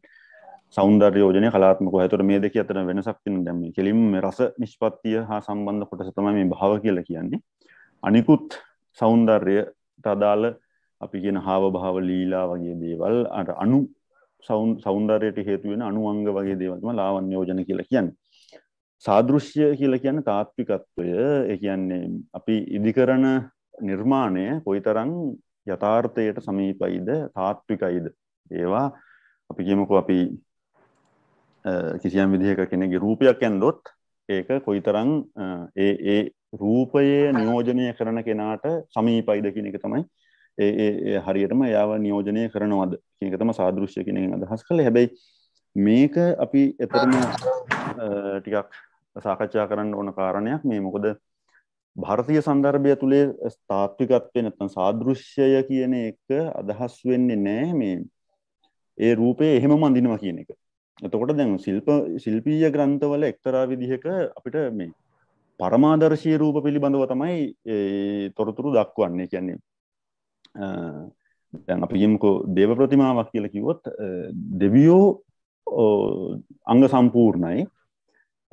දෙවිය රූපයෙන් අංග සම්පූර්ණයි, ශක්තියෙන් අංග සම්පූර්ණයි. කිසියම් විදිහක මනුෂ්‍යත්වයේ ඉක්මවා ගිය ලක්ෂණයක් තමයි දෙවියන්ට තියෙන්නේ. එතකොට දැන් ඒ දෙවියන් පිළිබඳව කිසියම් විදිහක අපි පිළිගත්ත අපි සම්මත කරගත්ත කිසියම් විදිහක රාමුවක් තියෙනවා. හැඩයක් තියෙනවා. ලක්ෂණ ටිකක් තියෙනවා. එතකොට ඒ ලක්ෂණ වලට කොයිතරම් සමීපයිද කියන එක තමයි මෙතෙන්දි මේ සාදෘශ්‍යය කියලා කියන්නේ. බුද්ධ ප්‍රතිමාව ගත්තොත් බුද්ධ ප්‍රතිමාව සම්බන්ධයෙන් අපිට තියෙන දෙතිස් මහා පුරුෂ ලක්ෂණ තියෙන්න ඕන, 80 90 ව්‍යංජන තියෙන්න ඕන. ඒ පරමාදර්ශී රූපය තියෙනවා. ඒ පරමාදර්ශී රූපයට කොයිතරම් දුරට මේ අපි ඉදි කරන නැත්නම් අපේ නිර්මාණය සමීපයිද කියන එක තමයි සාදෘශ්‍ය කියන එකෙන් කියන්නේ. තාත්විකත්වය කියලා කිව්වේ ඒ අපි අර පිළිගත්ත ඒ රූපයට මේක කොයිතරම් සමීපයිද කියන එක. ඊට පස්සේ වර්ණිකා භංග කියලා කියන්නේ වර්ණ සංකලනය. ඊට පස්සේ ඒ සුදුසු වර්ණ පාවිච්චි කරන එක. ඊට පස්සේ ඒ වර්ණ ගැන්වීමේදී කොහොමද පින්සල් පාවිච්චි කරන්නේ, රේඛා පාවිච්චි කරන්නේ. ඒ වගේ දේවල් තමයි මේ වර්ණිකා භංග කියලා කියන්නේ. එතකොට මේවා මේ පොදුවේ පොදු ශිල්පීය මූලධර්ම විදිහට අපිට සලකන්න පුළුවන්. ඊට පස්සේ මේ යටතේ ඇත්තටම මේ අපි මිනුම් අනුපාත සමමිතිය හැඩතල සහ වර්ණ තමයි අපිට ප්‍රධාන වෙන්නේ. කියන්නේ අර කියන නිර්මාණයක සුන්දරත්වය සඳහා මූලික වශයෙන්ම වැදගත් වෙන මූලධර්ම විදිහට අපිට මේ කාරණා කිහිපය හඳුනා ගන්න පුළුවන්. අපි ඒවා ඉස්සරහට කතා කරන්න හින්දා මම ඉස්සරහට යනවා. ඊළඟට අපි එනවා මේ දැන් ශිල්ප ශාස්ත්‍ර කියලා කිව්වම අපි කිව්වා ඒකේ ප්‍රධාන වශයෙන්ම මේ කාරණා තුනක් ගැන කතා කරනවා. වාස්තු නැත්නම් ඉදිකිරීම කියන ඒවා නේ අපි අද කියන මේ ගොඩනැගිලි ඉදිකිරීම වගේ දේවල් තමයි වාස්තු යටතට ගෙනෙන්නේ. ඊට පස්සේ ප්‍රතිමා ශිල්පය තියෙනවා. ඒ කියන්නේ වාස්තු කියන එකකින් ඉදි කරන ඕන එකක් ප්‍රතිමා කියන ඒවත් වාස්තු යටතට තමයි එන්නේ. වාස්තු කියන වචනේ ගත්තාම නමුත් වාස්තු ශිල්පය කියලා වාස්තු ශිල්පය ප්‍රතිමා ශිල්පය චිත්‍ර ශිල්පය කියලා වෙන් කරපුවාම වාස්තු ශිල්පය කියන තැන ඇත්තටම කියන්නේ අර වගේ ගොඩනැගිලි වගේ දේවල් ඉදි කරන එක කියන. නගර නිර්මාණය මේ පාරවල් හදන ඒවා ජලාශ ඉදිකරන ඒවා ලිං කනින ඒවා ඒ ඔක්කොම වැටෙන්නේ එතකොට වාස්තු කියන ගණයට තමයි පොකුණු ඉදි කරන ඔය වගේ හැම දෙයක්ම ඊට පස්සේ ප්‍රතිමා කොටසක් තියෙනවා ප්‍රතිමා ශිල්පය ඊට පස්සේ චිත්‍ර ශිල්පය තියෙනවා එතකොට මේ ප්‍රතිමා ගැන කතා කරද්දී ප්‍රධාන වශයෙන්ම ප්‍රතිමා හා සම්බන්ධ මිනුම් 6ක් අපිට හම්බ වෙන ෂඩ්විධමාන කියලා ප්‍රතිමා හා සම්බන්ධ මිනුම් ක්‍රම 6ක් මාන ප්‍රමාණ පරිමාණ උන්මාන උපමාන හා ලම්බමාන කියලා. එතකොට මේ මාන කියලා කියන්නේ ඇත්තටම සිරස්ගත මිනුම්. ඒ කියන්නේ උස අතට ගන්න මිනුම්. නේ අපි උදාහරණයකට කිව්වොත් එහෙම නාසයේ උස කොච්චරද කියලා කිව්වොත් නාසයේ උස කියලා කියන එක මාන. නේ සිරස් අතට ගන්න මිනුම්. ප්‍රමාණ කියලා කියන්නේ තිරස් අතට ගන්න මිනුම්. අපි කියමුකෝ උරහිස් දෙක අතර පළල කොච්චරයිද කියලා හිතුවොත් ඒක තිරස් මිනුමක්. ඒවට කියන්නේ ප්‍රමාණ කියලා. පරිමාණ කියලා කියන්නේ වට ප්‍රමාණය. අපි කියමුකෝ ඔළුවේ නැත්නම් නළල හරහා ඔළුවේ වට ප්‍රමාණය ගත්තොත් ඒක පරිමාණ කියන ගණනටයි. මණික් කටුවේ වට ප්‍රමාණය ඒ වගේ ඒවා පරිමාණ කියන ගණනටයි තියෙන. උන්මාන කියලා කියන්නේ උන්නතිය හෝ අවනතිය. ඒ කියන්නේ නිරායෑම සහ ගිලා බැසීම. ඒ වගේ ඒවා තමයි උන්මාන. ඒ මිනුමුත් ඕන වෙනවා ප්‍රතිමා ඉදි කරනකොට. උදාහරණයකට කිව්වොත් එහෙම අපි කියමුකෝ මේ උඩුතොලේ ඉඳලා නාසයේ කොයිතරම් ප්‍රමාණයක් ඉස්සරහට එන්න ඕනද කියලා හිතුවොත් නේද? ඒ දුර ප්‍රමාණය. එතකොට ඒ මිම්ම උන්මාන ගණයට තමයි අයිති වෙන්නේ. අපි තව උදාහරණයක් කිව්වොත් මේ නැබ නැත්තම් නාභිය නේද? නාභිය කොයිතරම් නාභිය සලකුණු කරනවද කොයිතරම් යටට ගිලා බහින්න ඕනද ඒක කියලා කිව්වොත් එතන තියෙන අවනතියක් යටට ගිලා බැසීමක් ඒ වගේවට කියන්නේ අපි උපමාන කියලා මේ උන්මාන කියලා සෝරි. එතකොට උපමාන කියලා කියන්නේ අවයව අතර තියෙන මිනුම්. දැන් කිව්වොත් හින්දි පිළිමයක් ගත්තොත් එහෙම හින්දි පිළිමේ ධාන මුද්‍රාවෙන් ඉන්න අපි කියමු සමාධි ප්‍රතිමාව කියලා. සමාධි බුද්ධ ප්‍රතිමාවේ අත් දෙක අර පාද දෙක උඩින් තියාගත්තට පස්සේ මේ වැලමිටි දෙක දෙපැත්තට යනවනේ. ඒතකොට වැලමිටි දෙක වැලමිටියේ ඉඳලා ඉනට තියෙන දුර ප්‍රමාණය අන්න ඒ වගේම යන්නොත් එහෙම නේද? එතකොට අපි කියමුකෝ ධර්මචක්‍ර මුද්‍රාවෙන් හදපු ප්‍රතිමාවක් තියෙනවා. එතකොට ප්‍රතිමාවේ මහපට ඇඟිල්ලේ ඉඳලා උරහිසට තියෙන දුර කොච්චරද? අන්න ඒ වගේ අවයව අතර මනින මිනුම් තමයි උපමාන කියලා කියන්නේ. ලම්බමාන කියලා කියන්නේ ලම්බ නූල් එල්ලනවා. දැන් මේ ප්‍රතිමා ඉදි කරනකොට ප්‍රතිමා නෙමෙයි අපි ගියක් හදුවත් ලම්බ නූල් ගන්නවනේ. ඒක කොයිතරම් ලම්බාකාරව තියෙනවද? හරි කෙලින් අංශක අනුමට උඩට බැඳින්නේ කොහොමද කියලා නේ? ඒක බඳින්නේ කොහොමද? ඒ මිම්ම ගන්නනේ අපි ලම්බ නූල් පාවිච්චි කරන්නේ. එතකොට ප්‍රතිමාවලදී ලම්බ නූල් ගන්නවා. ඒ ලම්බ නූල් වල ඉඳලා යම් යම් අවයව වලට ගන්න දුර තමයි ලම්බමාන කියලා කියන්නේ. එතකොට මේවා ප්‍රතිමා ශිල්පයේ මූලික මිනුම්. එතකොට දැන් මේ මිනුම් ටික තිබුණාම ඇත්තටම ප්‍රතිමා ශිල්පයේ මේ ප්‍රතිමාවේ ඕන එකක් අපිට මැනගන්න පුළුවන් මේ හයෙන්. එතකොට මේ ප්‍රතිමාවේ හැම අංගයකම හැඩය සහ මිනුම අපිට හරියටම මේ ක්‍රම 6 පාවිච්චි කරලා ගන්න පුළුවන්. එතකොට මේ මූලික මිනුම් මේකක තියෙනවා. මේ ප්‍රතිමා ශිල්පයේදී පාවිච්චි කරන මිනුම් මේකක මේවා වාස්තු ශිල්පයටත් අදාළයි චිත්‍ර ශිල්පයටත් අදාළයි. ඒ හින්දා මේ ගැන කතා කරන එක හොඳයි. සෝරි. එතකොට මේ අංගුල හස්ත තාල මුඛමාන කියන ඒවා තමයි විශේෂයෙන්ම මේ අංගුල සහ හස්ත මේ අංගුල සහ තාල කියන දෙක තමයි ප්‍රධාන වශයෙන්ම ප්‍රතිමා ශිල්පයේදී පාවිච්චි වෙන්නේ. අංගුල කියලා කියන්නේ අපි අඟල කියන එක නෙවෙයි. ඒක වෙනමම මිනුම් ඒකකයක් විදිහට තමයි සලකන්න ඕන. මොකද අඟලයි අංගුලයි කියන්නේ දෙකක් ඇත්තටම. මේ ඒක අපි අඟල කියලා ගත්තොත් ඒකෙන් වැරදි අදහසක් තමයි යන්නේ. මේ හින්දා මේක අපි අංගුල කියලාම පාවිච්චි කරන්නේ හොඳයි. එතකොට මේ අංගුල සහ තාලයක් කියලා කියන්නේ අංගුල 12ක්. ප්‍රතිමා ශිල්පයට අනුව මුඛමාන කියලා කියන්නේ අංගුල 13 මාරක්. ඒ කියන්නේ මූණේ ප්‍රමාණය නිකටේ ඉඳලා මේ උඩ හිසේ කෙස් පටන් ගන්න තැනක් තියෙනවනේ අපේ නළලේ උඩ. ඒ නළලේ කෙස් පටන් ගන්න තැන ඉඳලා නිකට කෙලවර දක්වා තියෙන දුර ප්‍රමාණය තමයි මුඛමානයක් කියලා කියන්නේ. එතකොට මේ දෙක මෙන්න මේ ඒකක තමයි මූලික වශයෙන් ප්‍රතිමාවේ මිනුම් ගන්න පාවිච්චි කරන්නේ. ඊට පස්සේ තවත් මේ භාග, කෝලක, මාත්‍රා ඔය වගේ මිනුම් ඒකක තියෙනවා. මේ අංගුල කියන එක අපි දැනගන්න ඕන විශේෂයෙන්. මොකද අංගුල වර්ග 3ක් කතා කරනවා ශිල්ප ග්‍රන්ථවලදී. එකක් තමයි මාත්‍රා අංගුල, ඊට පස්සේ මාන අංගුල, ඊට පස්සේ දේහ අංගුල. මාත්‍රා අංගුල කියලා කියන්නේ මේ ඒක එක්තරා විදිහකට මේ සාපේක්ෂ අංගුලයක්, සාපේක්ෂ මිනුම් ඒකකයක්. එතකොට ඒක මේ මැද ඇඟිල්ලේ මැද පුරුකේ දිග අංගුලයක් විදිහට සලකලා ගන්න මිනුම තමයි මාත්‍රා අංගුලයක් කියලා කියන්නේ. එතකොට මේ ඒක ශිල්පියාගේ මැද ඇඟිල්ලේ මැද පුරුකේ දිග වෙන්න පුළුවන්. එහෙම නැත්නම් අපි කියමුකෝ ඒ ඉදිකිරීම සඳහා මේ අනුග්‍රහකත්වයේ දක්වන කෙනෙක් ඉන්නවනේ, සල්ලි දීපු එක්කෙනා හරි නේද? ඒ රජතුමා නම් රජතුමා නේද? වෙන කවුරු හරි කෙනෙක් නම් එයාගේ මැද ඇඟිල්ලේ මැද පුරුකේ දිග ගන්න පුළුවන්. මේ විදිහට අරගෙන ඒක හදන්න පුළුවන්. ඒ විදිහට මේ සාපේක්ෂයෙන් එතකොට ඒක ඒ පුද්ගලයා අනුව තමයි තීරණය වෙන්නේ. එහෙම නැත්නම් සාමාන්‍ය සමහර තැන්වල ශිල්ප ග්‍රන්ථවල කියනවා හොඳින් වැඩුණු සෞඛ්‍ය සම්පන්නව හොඳින් වැඩුණු මධ්‍යම ප්‍රමාණීය පුද්ගලයෙකුගේ මැද ඇඟිල්ලේ මැද පුරුකේ දිග ගන්න. එතකොට ඒක එක්තරා විදිහක සාපේක්ෂ මිනුමක්.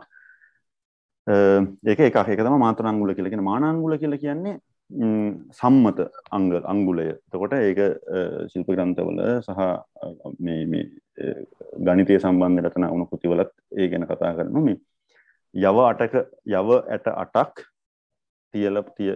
එකට තිබ්බහම ඒ දුර තමයි ඒ මානාංගුලයක් කියලා කියන්නේ. ඒ මානාංගුල කියලා කියන්නේ. එතකොට ඒක එක්තරා විදිහක සම්මතයක්. යව ඇට 8ක දුර දිග තමයි මානාංගුල. ඒකෙත් එතකොට යව ඇට ඉතින් එක ගණන් වෙන්න පුළුවන්. එතකොට ඒකත් එක්තරා විදිහක සාපේක්ෂ වෙන්න පුළුවන්. නමුත් ඒක සම්මත කරගත්ත ඒකකයක්. ඒක තමයි මානාංගුල. අර එක්තරා විදිහක ස්ටෑන්ඩඩ් යුනිට් එකක් ඒක මානාංගුල. දේහාංගුල කියලා කියන්නේ ඒක සමානුපාතික අංගුලයක්. මේ ඒක තමයි ප්‍රතිමා ශිල්පයේදී පාවිච්චි වෙන්නේ. එතකොට ඒකෙදි කරන්නේ ශරීර උසට සාපේක්ෂව අංගුලේ හදාගන්න. මේ මොකක් පාවිච්චි කළත් මෙන්න මේ මාන චක්‍රය තමයි පාවිච්චි වෙන්නේ. එතකොට අංගුලේ මේ යව 8ක් අංගුල 1යි. එතකොට අපි කියමුකෝ මැද පුරුකේ දිග මාත්‍රා අංගුලයක් කියලා ගත්තොත් එහෙනම් ඒක 8කට බෙදපුවාම ඒ එක කොටසක් අපි යවයක් විදිහට සලකනවා. එතකොට මේ චක්‍රය මේ හැම එකටම අදාළයි. ඒ මූලික ඒකකේ හදාගන්න එකේ විතරයි වෙනස තියෙන්නේ. එතකොට මෙතෙන්දී මැද ඇඟිල්ලේ මැද පුරුකේ දිග ගන්නවා. මෙතෙන්දී යව 8ක දුර ගන්නවා. මෙතෙන්දී ඒක ගන්න හැට පිසලා කතා කරනවා.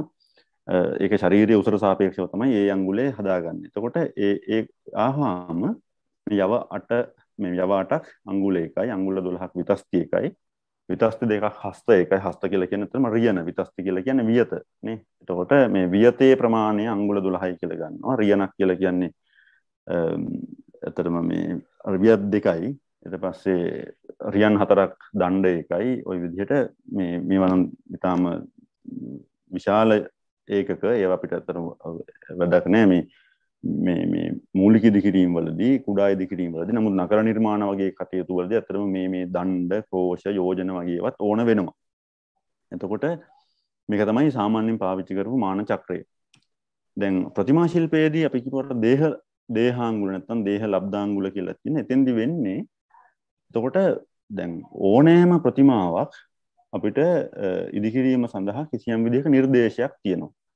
අපි ඒවට කියනවා තාල කියලා. එතකොට දැන් මේ වගුවෙන් පේනවා මේ මණ්ඩූක ප්‍රතිමාවක්. මණ්ඩූක රූපයක් ඉදි කරනවා නම් ඒක තාල. ඒ කියන්නේ තාල කියන එක අපි කියමු කොටසක් කියලා. එතකොට සම්පූර්ණ රූපයම තනි කොටසක් විදිහට සලකන එක තමයි ඒක තාල කියලා කියන්නේ. එතකොට මණ්ඩූක ප්‍රතිමාවේ මණ්ඩූක රූපයේ එක තාලයේ තියෙන කබන්දකත් එහෙමයි. එතකොට විභංගක නැත්නම් කුෂ්මාණ්ඩ මේ එක්තරා විදිහක මේ මනුෂ්‍ය නොවන රූප. එතකොට ඒවා ඉදි කරද්දී සම්පූර්ණ ප්‍රතිමාව කොටස් දෙකකට බෙදලා ඒ ප්‍රතිමාව ඉදි කරන්නේ ඒ කොටස් දෙකට අනුව. ඊට පස්සේ මේ කින්නර වගේ ප්‍රතිමා ඉදි කරනකොට සම්පූර්ණ ප්‍රතිමාව තාල තුනක්, ඒ කියන්නේ කොටස් තුනකට බෙදෙනවා.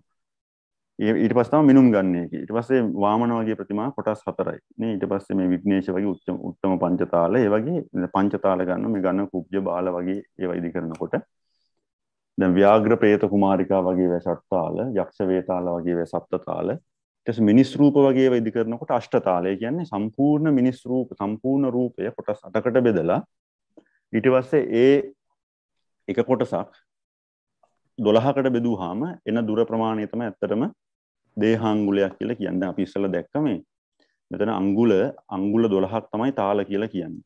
එතකොට මණ්ඩූක ප්‍රතිමාව මණ්ඩූක රූපයක් ඉදි කරනවා නම් ඒක එක තාලයයි නේ තියෙන්නේ, එක කොටසයි තියෙන්නේ. එතකොට ඒ සම්පූර්ණ රූපය 12කට බෙදුවට පස්සේ ඒ එක කොටසක උස තමයි ඇත්තටම මෙතෙන්දි දේහාංගුලයක් කියලා කියන්නේ. දැන් මේ රූපය ඉදි කරනවා නම් සම්පූර්ණ රූපය කොටස් දෙකකට බෙදලා ඒ එක කොටසක් නැවත 12කට බෙදුවට පස්සේ එන උස තමයි මෙතෙන්දී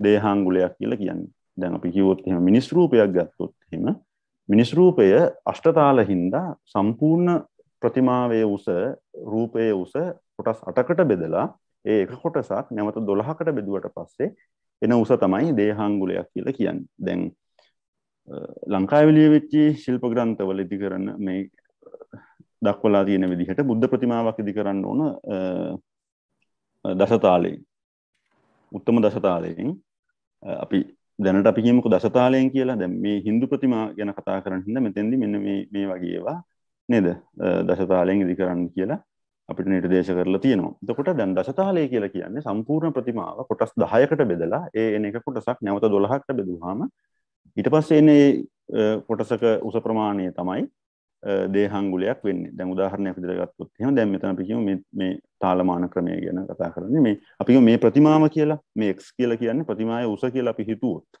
මේ සම්පූර්ණ ප්‍රතිමාවේ උස x.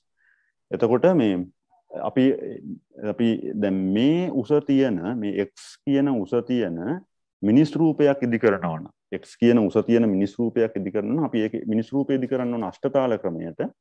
එහෙනම් මේ උස අපි කොටස් 8කට බෙදනවා ඉස්සෙල්ලම. ඊට පස්සේ ඒ කියන්නේ එතකොට ඒ කොටසක් කියන්නේ එක තාලයක්නේ. තාලයකට අංගුල 12ක් තියෙන හින්දා ඒක 12ට බෙදුවට පස්සේ නැවත ඒ එන මිනුම තමයි දේහාංගුලයක් කියලා කියන්නේ. එතකොට මේකේ දේහාංගුලය වෙන්නේ කියන්නේ මේ උසට හැදුවොත් එතෙන්දි දේහාංගුලයක් වෙන්නේ අර අපිට ආපු පුංචි උස. දැන් උදාහරණයක් කිව්වොත් මේ x කියන්නේ සෙන්ටිමීටර් 480ක් කියමුකෝ. මීටර් 4.8ක් සෙන්ටිමීටර් 480ක් නම් මේ අපි හදන්න යන ප්‍රතිමාවේ උස අපි හදන්නේ මිනිස් රූපයක් නම් අපි කරන්නේ 880 8න් බෙදෙනවා. එතකොට අපිට එනවා 60ක්. ඒක නැවත 12න් බෙදෙනවා අංගුලයේ ප්‍රමාණය හොයාගන්න. එතකොට සෙන්ටිමීටර් 5ක් වෙනවා. එතකොට මේ උස තියෙන සෙන්ටිමීටර් 480ක් උස තියෙන මිනිස් ප්‍රතිමාවක් හැදුවොත් එහෙම ඒකේ දේහාංගුලයක උස සෙන්ටිමීටර් 5යි. දැන් හිතන්න මේකෙන් මේ උසම තියෙන බුද්ධ ප්‍රතිමාවක් හැදුවොත් එහෙම ඒකේ එතකොට බුද්ධ ප්‍රතිමාව අපි හදන්න ඕන දශතාලයට අනුව. ඒ හින්දා මේ උස අපි 10ට බෙදනවා. එතකොට 480 10න් බෙදනවා. එතකොට එක තාලයක ප්‍රමාණය එනවා අපිට සෙන්ටිමීටර් 48ක්. ඒක නැවත අපි 12න් බෙදන්න ඕන. මොකද තාලයකට අංගුල 12ක් තියෙන හින්දා 48 12න් බෙදපුවාම අංගුලයක් කියන්නේ සෙන්ටිමීටර් 4යි. එතකොට දැන් මේ ඒ හින්දා මේක එක්තරා විදිහක සමානුපාතික අංගුලයක් කියලා කියන්නේ. දැන් මේ උසම තියෙන මිනිස් ප්‍රතිමාවක් හැදුවොත් එහෙම ඒකේ අංගුලයක් දේහාංගුලයක ප්‍රමාණය සෙන්ටිමීටර් 5යි. නමුත් ඒ ප්‍රමාණයෙන්ම බුද්ධ ප්‍රතිමාවක් හැදුවොත් එහෙම ඒකේ අංගුලයක ප්‍රමාණය එන්නේ සෙන්ටිමීටර් 4යි. එතකොට මේ මූලික අංගුලයේ ඒ දිග ප්‍රමාණය නැත්නම් ඒ ඒකකය තමයි ඊට පස්සේ සම්පූර්ණ ප්‍රතිමාවේ මිනුම් ගන්න අපි පාවිච්චි කරන්නේ. ඒ හින්දා තමයි ඒක විශේෂ අංගුලයක් වෙන්නේ, සමානුපාතික අංගුලයක් වෙන්නේ. ඊට පස්සේ අපි කරන්නේ මෙන්න මේ වගේ ලම්බතටුව පාවිච්චි කරලා නේද ප්‍රතිමාවට සම්පූර්ණ ඉදිකරන්න බලාපොරොත්තු වෙන ප්‍රතිමාවට ඉහළින් මේ වගේ ලම්බතටුවක් හයි කරනවා. ඒකේ අදාළ මිනුම් වලට අනුව මේක සකස් කරගන්න පුළුවන්. ඒ ප්‍රතිමාවේ දීලා තියෙන මිනුම් දිහා බලලා අපිට මේ විදිහේ තට්ටුවක් හදාගන්න පුළුවන්. ඒ හදාගත්තට පස්සේ මේක හදාගන්නේ මේ ළඹ නූල් එල්ලන්න. එතකොට ප්‍රතිමාවටම සම්පූර්ණ ප්‍රතිමාවට ඉහළින් අපි ප්‍රතිමාවේ උස කොච්චරද කියලා තීරණය කළාට පස්සේනේ අපිට පුළුවන් වෙන්නේ ඒක අංගුලය කොච්චරද කියලා තීරණය කරන්න.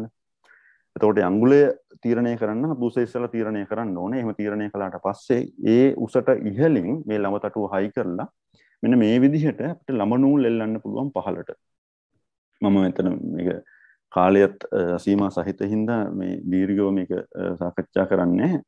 නමුත් මම හිතන්නේ දැන් මේ එතකොට මේ හරි මැද තියෙන රේඛාව මේ ළඹ තටුවේ මේ තියෙන මේ දැවවලින් තමයි සාමාන්‍ය මේක සකස් කරන්නේ. මේ දණ්ඩ එතකොට හරි මැදින් තියෙන්නේ. මේක හරියට සමාන කොටස් දෙකකට බෙදෙනවා.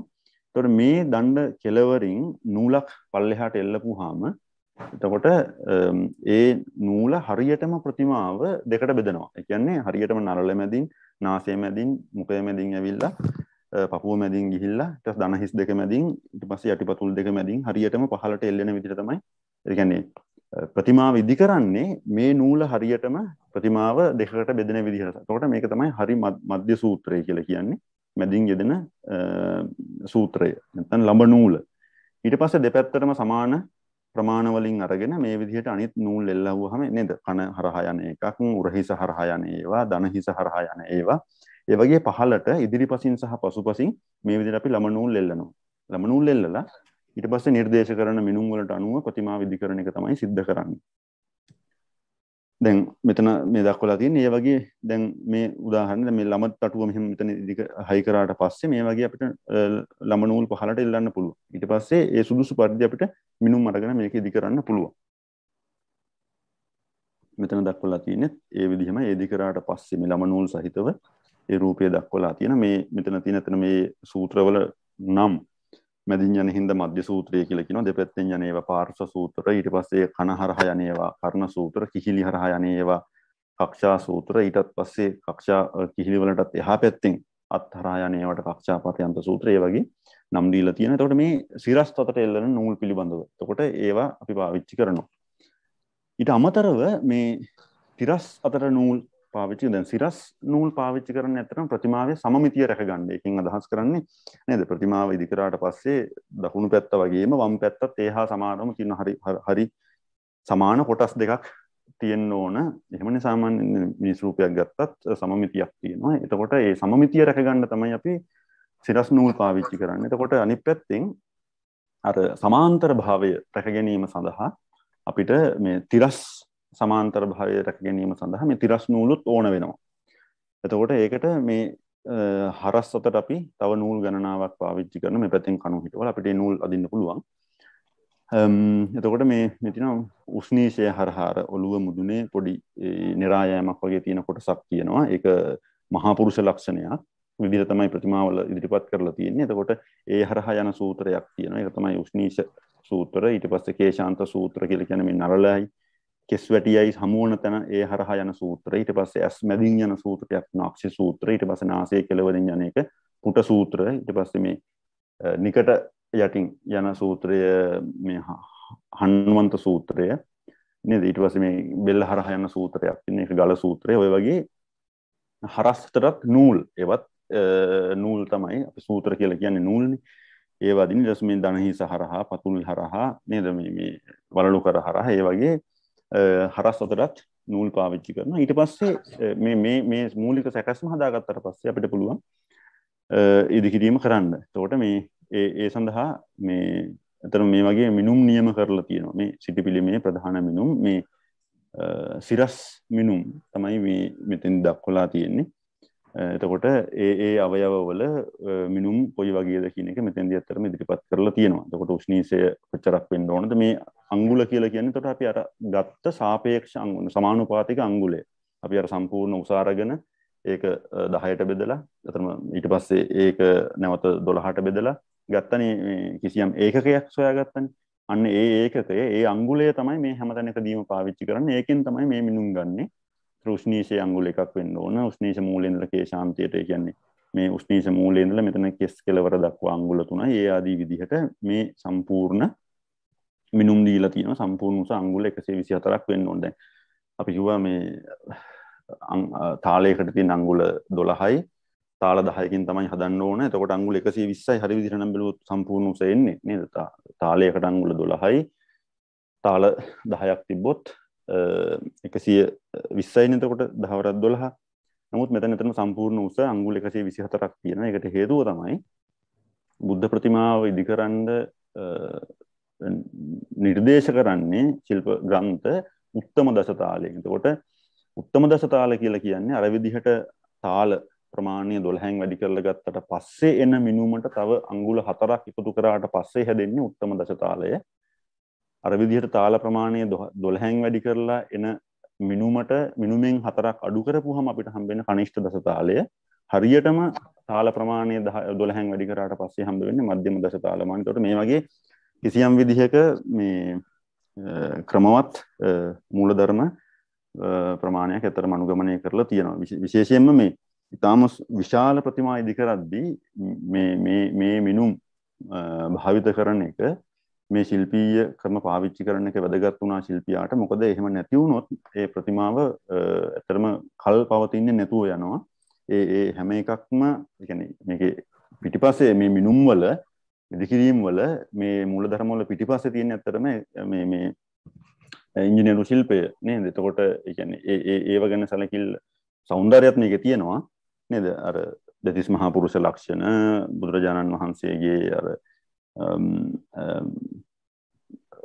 අපි කියන ශාන්ත සුන්දර ස්වභාවය ඒ හැමදේම මතුවෙන විදිහට තමයි මේ මිනුම් නියම වෙලා තියෙන්නේ. ඒ කියන්නේ ඒක සිස්ටම් එක කියන්නේ මේ මොඩල් එක සකස් කරනකොට මේ මිනුම් ගන්නකොට ඒව ගැන හිතලා තමයි අරගෙන තියෙන්නේ. නමුත් අනිත් පැත්තෙන් මේ ඉංජිනේරු තාක්ෂණය නැත්නම් තාක්ෂණික කාරණා පිළිබඳවත් හිතලා තමයි මේ මිනුම් අරගෙන තියෙන්නේ. එතකොට විශේෂයෙන් ওই විශාල ප්‍රතිමා ඉදි කරද්දී මේවා අනුගමනය කරලා තියෙනවා. දැන් මේ ප්‍රතිමා ශිල්ප බුද්ධ ප්‍රතිමා පිළිබඳව කතා කරන්න අපිට ගොඩක් සමීප හින්දා එතකොට මේ තවත් අනිත් මිනුමුත් එහෙම ඉදිරිපත් කරලා තියෙනවා. මම හිතන්නේ අපි මේ හැම එකක්ම හිම කතා කරන්න ඕනත් නැහැ.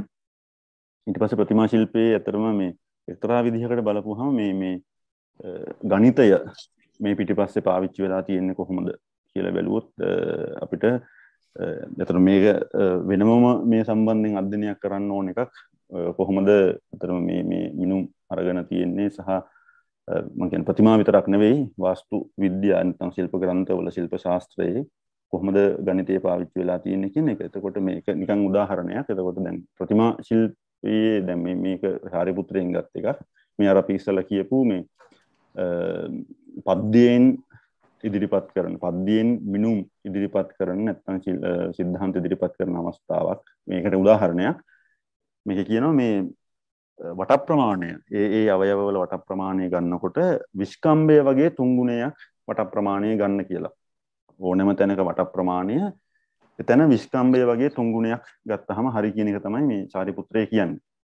එතකොට අපි නිකන් ගණිතයේ සූත්‍රයට දාලා බැලුවොත් එහෙම නේද අපි දන්නවා මේ 2πr කියලා කියන්නේ පරිධියනේ.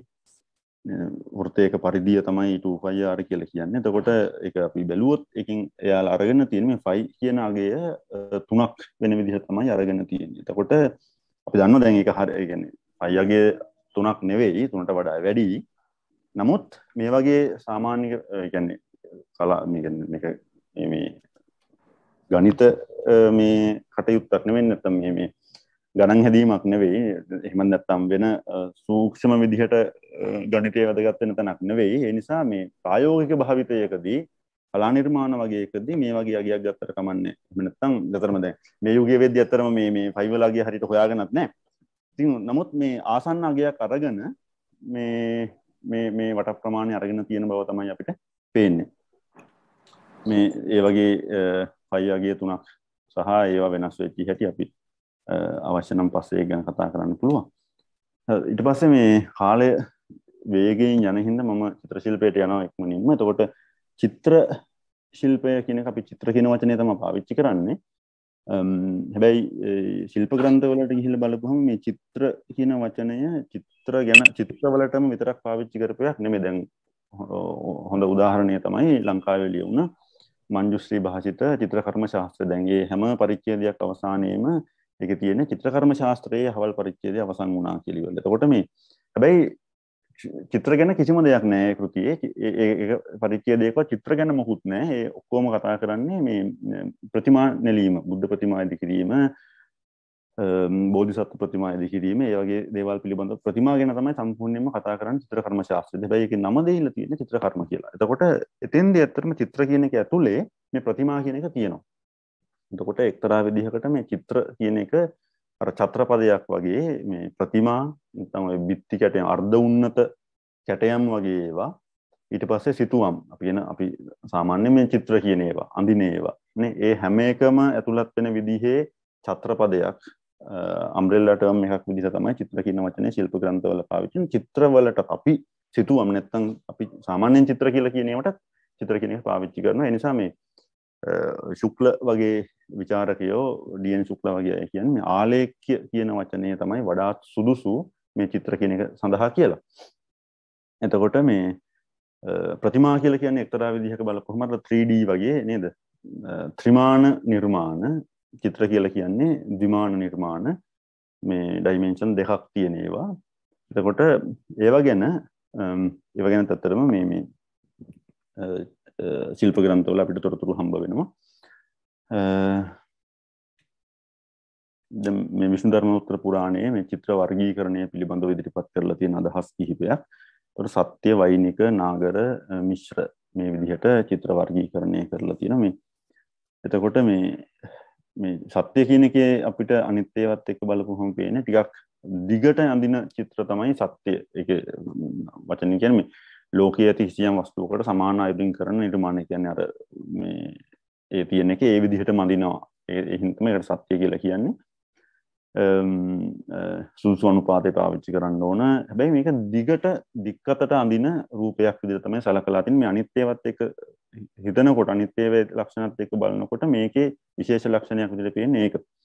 වෛනික පැති හතරක් කියන්නේ හතරස් විදිහට ඇඳපු චිත්‍රයක් තමයි මේකෙන් පේන්නේ. එතකොට අනිත් ඒවට අදාළ ලක්ෂණත් යම් ප්‍රමාණයකින් තියෙනවා. එතකොට නිසිමිනුම් තියෙනවා, සුදුසු ඉරියව් තියෙනවා, අතිශයින් දීප්තිමත් ආවර්ණවත් නොවු හැඩතල ඒ වගේ ඒවා. නාගර කියන එකෙන් මේකේ පේන්නේ වෘත්තාකාර කිසියම් විදිහක වෘත්තාකාර ඇඳපු චිත්‍රයක්. මේ චිත්‍ර තමයි මේ ගණයට අරගෙන තියෙන්නේ. ඊට අමතරව වෙනත් ලක්ෂණත් ඉදිරිපත් කරලා තියෙනවා. එතකොට මේ ලක්ෂණ ඔක්කොම යම් විදිහකින් මිශ්‍ර කරලා තියෙනවා නම් ඒවා මිශ්‍ර චිත්‍ර ගණයට අයිති වෙනවා කියලා විෂ්ණු ධර්මෝත්තර පුරාණ මේ එක තැනක් චිත්‍ර වර්ගීකරණය ගැන කතා කරනවා. දැන් මේ ශිල්ප රත්න කියන එකේ අපිට චිත්‍ර ලක්ෂණ කියලා වෙනම පරිච්ඡේදයක් හම්බ වෙනවා. එතකොට ඒකේ තවත් වර්ගීකරණයක් තියෙන මේ චිත්‍ර නිරූපණය කරනු ලබන වස්තුව සමග සියලු ආකාරයෙන් සමාන වන නිර්මාණය. ඒකින් අදහස් කළේ අතන ප්‍රතිමා. එතකොට අර දැන් චිත්‍රයක් ඇඳහම ඒක ද්විමානයි, ප්‍රතිමාවක් ඉදිකරපුවාම ඒක ත්‍රිමානයි. එතකොට ඒක මේ හැම පැත්තෙම සමානයි කියන එකෙන් අදහස් කළේ ඒ වගේ එකක්. ඒතකොට මේ මෙතනදී චිත්‍ර කියලා කියන්නේ ඇත්තටම අර ප්‍රතිමා. අපි කලිමුත් කිව්වා මේ ප්‍රතිමා කියන අදහසින් තමයි මේ චිත්‍ර කියන එක ශිල්ප රත්නයේදී කියන්නේ. අර්ධ චිත්‍ර කියලා කියන්නේ එතකොට අර අර්ධෝන්නත කැටයම් නේද? අඩක් මතුවලා තියෙන ඒවා. මියුරල් වගේ ඒවත් ඒ අර්ධ චිත්‍ර ගණයට අයිති වෙනවා. ඒක චිත්‍රාභාස කියන ගණයට තමයි අයිති වෙන්නේ. අපි මේ කියන සිතුවම් විමාන මතු පිටක් මත අඳින සිතුවම් චිත්‍රාභාස කියන ගණයට අයිති වෙනවා කියන තමයි ශිල්ප රත්න වලදී අපිට පැහැදිලි වෙන්නේ. මානවසොල්ලාස කියන කෘතිය එහෙම නැත්නම් අභිලෂිතාර්ථ චින්තාමණි කියලා කියන මේ කෘතියටම එතකොට ඒකෙදිත් මේ විද්ධ චිත්‍ර, අවිද්ධ චිත්‍ර, භව චිත්‍ර, රස චිත්‍ර, ධූලි චිත්‍ර මෙන්න මේ වගේ දේවල් පිළිබඳව කතා කරනවා මේ. එතකොට ඒ යම් කිසි රූපයක් ඒ විදිහටම නිර්මාණය කරනවා නම් ඒවා විද්ධ චිත්‍ර. එතකොට දල සටහනක් විතරක් අඳිනවා නම් ඒක අවිද්ධ චිත්‍ර. ඊට පස්සේ මේ ශෘංගාරාදී රස ඉස්මතු කරන විදිහට අඳින ඒවා මේ භව චිත්‍ර. දැන් මේ අර අපි කතා කරපු సౌందර්යය පිළිබඳ ශිල්ප ග්‍රන්ථවල එළඹුම ගැන කතා කරනකොට ඇත්තටම අපිට කලිමුත් ඒ ගැන හම්බුණා. අර ප්‍රධාන මූලධර්ම ගැන කතා කරද්දී භාව කියලා ඒ ගැන සඳහන් වුණා. එතකොට මේ එතකොට මේ ශිල්ප ග්‍රන්ථ කියලා කියන්නේ මේ තාක්ෂණික කාරණා ගැන විතරක් කතා කරන ඒවා නෙවෙයි. එතකොට ඒ තාක්ෂණික නැත්නම් ඒ මිනුම් වගේ දේවල්, අනුපාතය, සමමිතිය මේ වගේ දේවල් අනුගමනය කරන ගමන්ම ශිල්පියාට එක්තරා විදිහකට නිදහසකුත් තියෙනවා ඒ මූලධර්ම වලට වෙමින් ශෘංගාරාදී රස ඉස්මතු කරන විදිහට ඒ අවශ්‍යතාව අනුව මේ නිර්මාණ ඉදිකරන්න ඒක ප්‍රතිමා වෙන්න පුළුවන්. දැන් සම්පූර්ණයෙන් ගත්තොත් දැන් මේ ශිල්ප ග්‍රන්ථ වලින් අපිට පෙන්වන නැත්නම් ශිල්ප ග්‍රන්ථවල උපදෙස් දෙන සම්පූර්ණ කලා ලෝකය ආගමිකයි වගේ අපිට පේන්නේ. සහ කලාව එක්තරා මට්ටමකට මේ ආගම විසින් කිසියම් විදිහක පාලනයකට ලක් කරලා තියෙනවා වගේ පේනවා. හැබැයි දැන් ඒ නිර්මාණ වලම බලපුවාමත් අපිට පේනවා හැබැයි එහෙම දැන් කජුරාහෝ වගේ මේ දේවාලයක් බැලුවාම නේ කජුරාහෝ ඒ තියෙන කැටයම් එහෙම බලපුවාම මේ ඊටාම ශෘංගාරාත්මක කැටයම් ඉදි කරලා තියෙන අපි කලින් දැකපු මේ ගුජරාත් වල මොදේරා සූර්ය දේවාලය වුණත් ඒකේ අතරම ඊටාම සියුම් ඊටාම පුංචි කැටයම් මේ තියෙනවා. දැන් අර කියන දේවතා රූප, දේවතාවී රූප යම් සිදුවීම් පෙන්වන ආගමික රූප තියද්දිම විවිධ ශෘංගාරාත්මක රූපත් ඒ කවලමේම ඒ අතරම නිර්මාණය කරලා තියෙනවා අපිට පේනවා. එතකොට මේ ඒ හින්දා මේ ශෘංගාරය විතරක් නෙමෙයි. ඉතින් දැන් ශාන්තය කියලා කියන්නේ රසයක් නේ. එතකොට ශාන්ත රසය මේකේ මුඛ්‍ය රසය වෙනවා මේ පොදුවේ බැලුවොත් එහෙම. මුත් විවිධ දැන් තව උදාහරණයක් කිව්වොත් එහෙම දැන් ඔය කාලි රූප නේද? වාමන රූපය නැත්නම් දැන් ඔය නටරාජ රූපයේදී උනත් නේද වාමන රූපය පාගගෙන ඉන්න විදිහට නිර්මාණය කරපේවා තියෙනවා. දැන් මේ වගේ ගොඩක් තැන් තියෙනවා. අර බිහිසුණු මේ භයානක රසය මතුවෙන ඒවා, වීර රසය මතුවෙන විදිහට නිර්මාණය කරපු ප්‍රතිමා චිත්‍ර තියෙනවා. එතකොට මේ කිසියම් විදිහක රසය පිළිබඳව නැත්නම් නිර්මාණය හරහා අවසානයේ මතුවෙන ආස්වාදයේ පිළිබඳව නිර්මාණ ශිල්පීය සිද්ධාන්තකරුවන් ඒ ගැන සැලකිලිමත් වුණා කියන කාරණේ අපිට පේනවා. මේ රස චිත්‍ර කියන එක ඇත්තටම මේ දියරමය සායම් වර්ගයක් පාවිච්චි කරලා නැත්නම් රස කියලා කියන්නේ දියරනේ ජලය දියර වගේ අදහසක්. ඒ හින්දා ඒ වගේ එකක් කියලා තමයි තෙන්දි කියන්නේ. දුහුල චිත්‍ර කියලා කියන්නේ මේ දීප්තිමත් පැහැයෙන් අඳින චිත්‍ර මේ කුඩු වර්ග වගේ දේවල් පාවිච්චි කරලා අන්න කෝලම් වගේ එකක් තමයි මේ අපි දන්නවා ඉන්දියාවේ එහෙම අඳිනවා කෝලම් නේද?